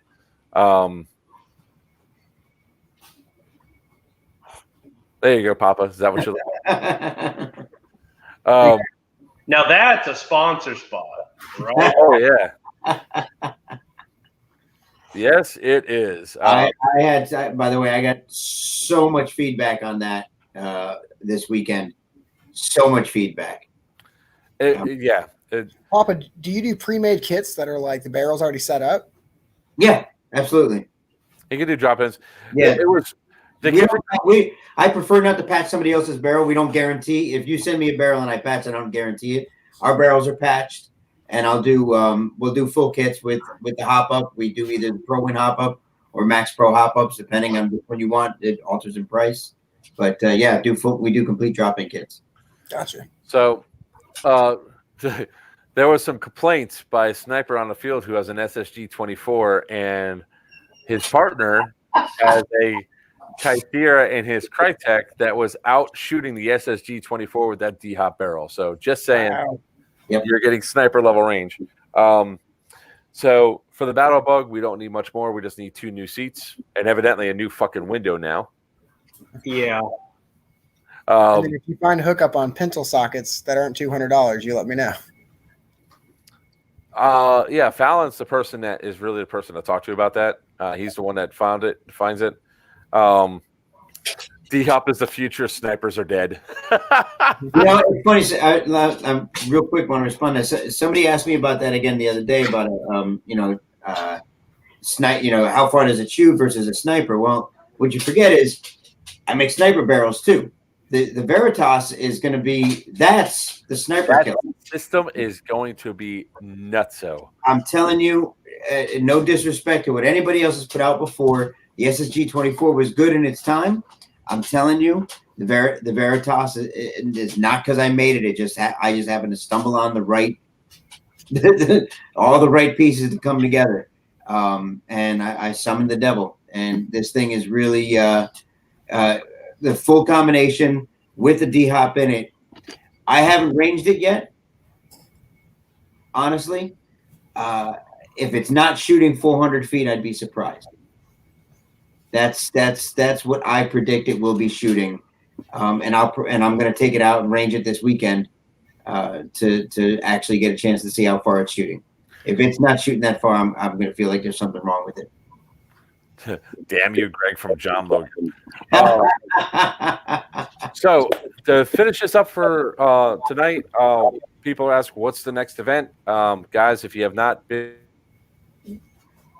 to Op 31. The January 30th will be the Big Boss game that was done by those 2 gentlemen down there. Yeah, Big Boss / say Pieces to Reese's. That is, Dom is officially enlisted. He is leaving February 2nd. In 19 Delta, he is a cavalry scout. Good And- riddance. What's that? I said good riddance. Oh, With it's all the love. very, very bittersweet for me. Very bittersweet. That's my baby. You know, and just to watch him go is an honor and very sad at the same time. So Greg's going to need hugs, guys. After that, we're looking at heading up to the Lions Claw event at the mall in South Carolina, and then also the TCA event in Vicksburg, which I believe is Bone Strike.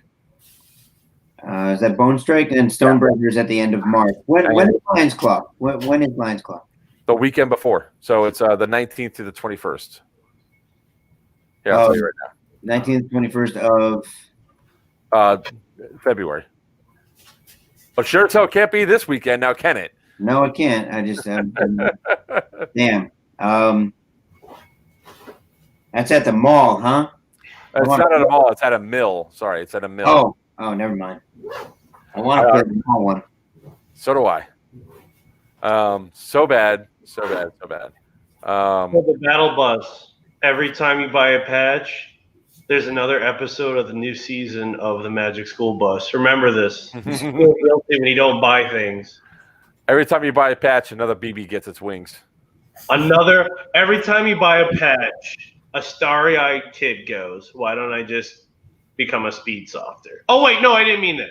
No, totally kidding. Every time you buy a patch, they're going to go, thank you for the battle bus. Every time you buy a patch, I add an extra minute to the playlist. Are you going to update the horn on the battle bus to match the school bus, the Magic School Bus? Oh. Can we just have a booga? Booga!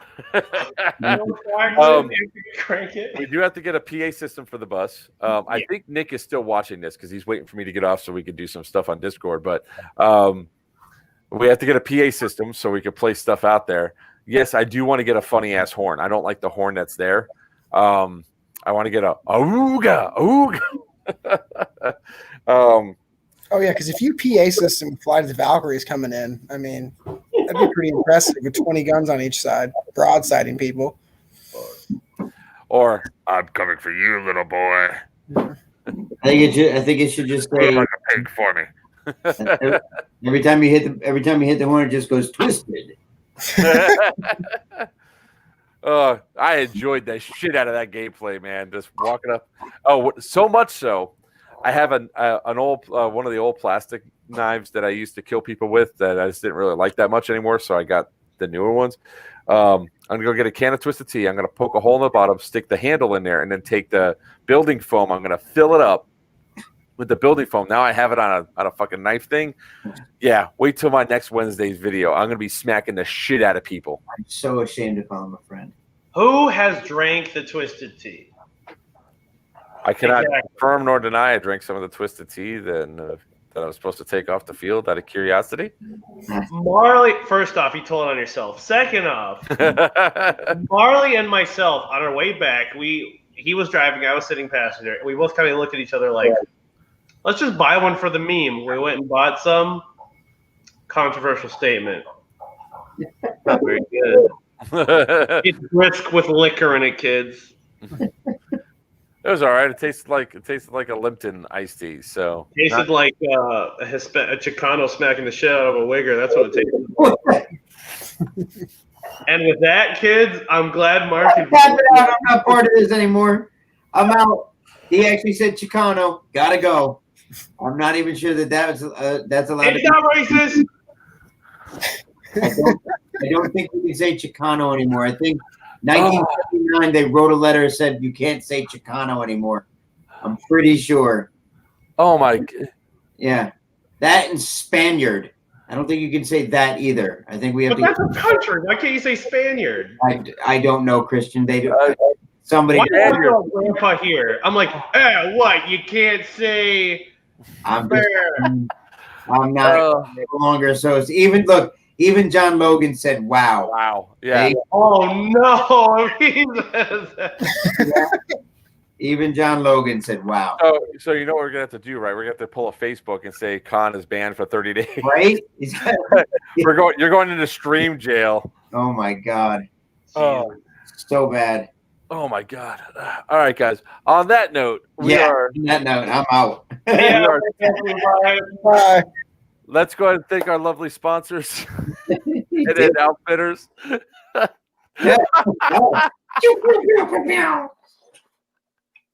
Oh, Dead End Outfitters for all the help they help us with. High-powered airsoft for all their great stuff by giving us. Well, maybe they might not give us BBs or batteries anymore after all. Norwest Airsoft for all the support they've given us. Doomsday Airsoft as well for allowing us to bring the battle bus out onto the field and enact. Wow, that's pretty racist on this channel. Absolutely. You know what? I've never heard that term as a racist term at all before. So at least we could probably get away with just pure ignorance. You ever heard before? No, and we're not going to go. We're not going to go any further with it. Shut the fuck up.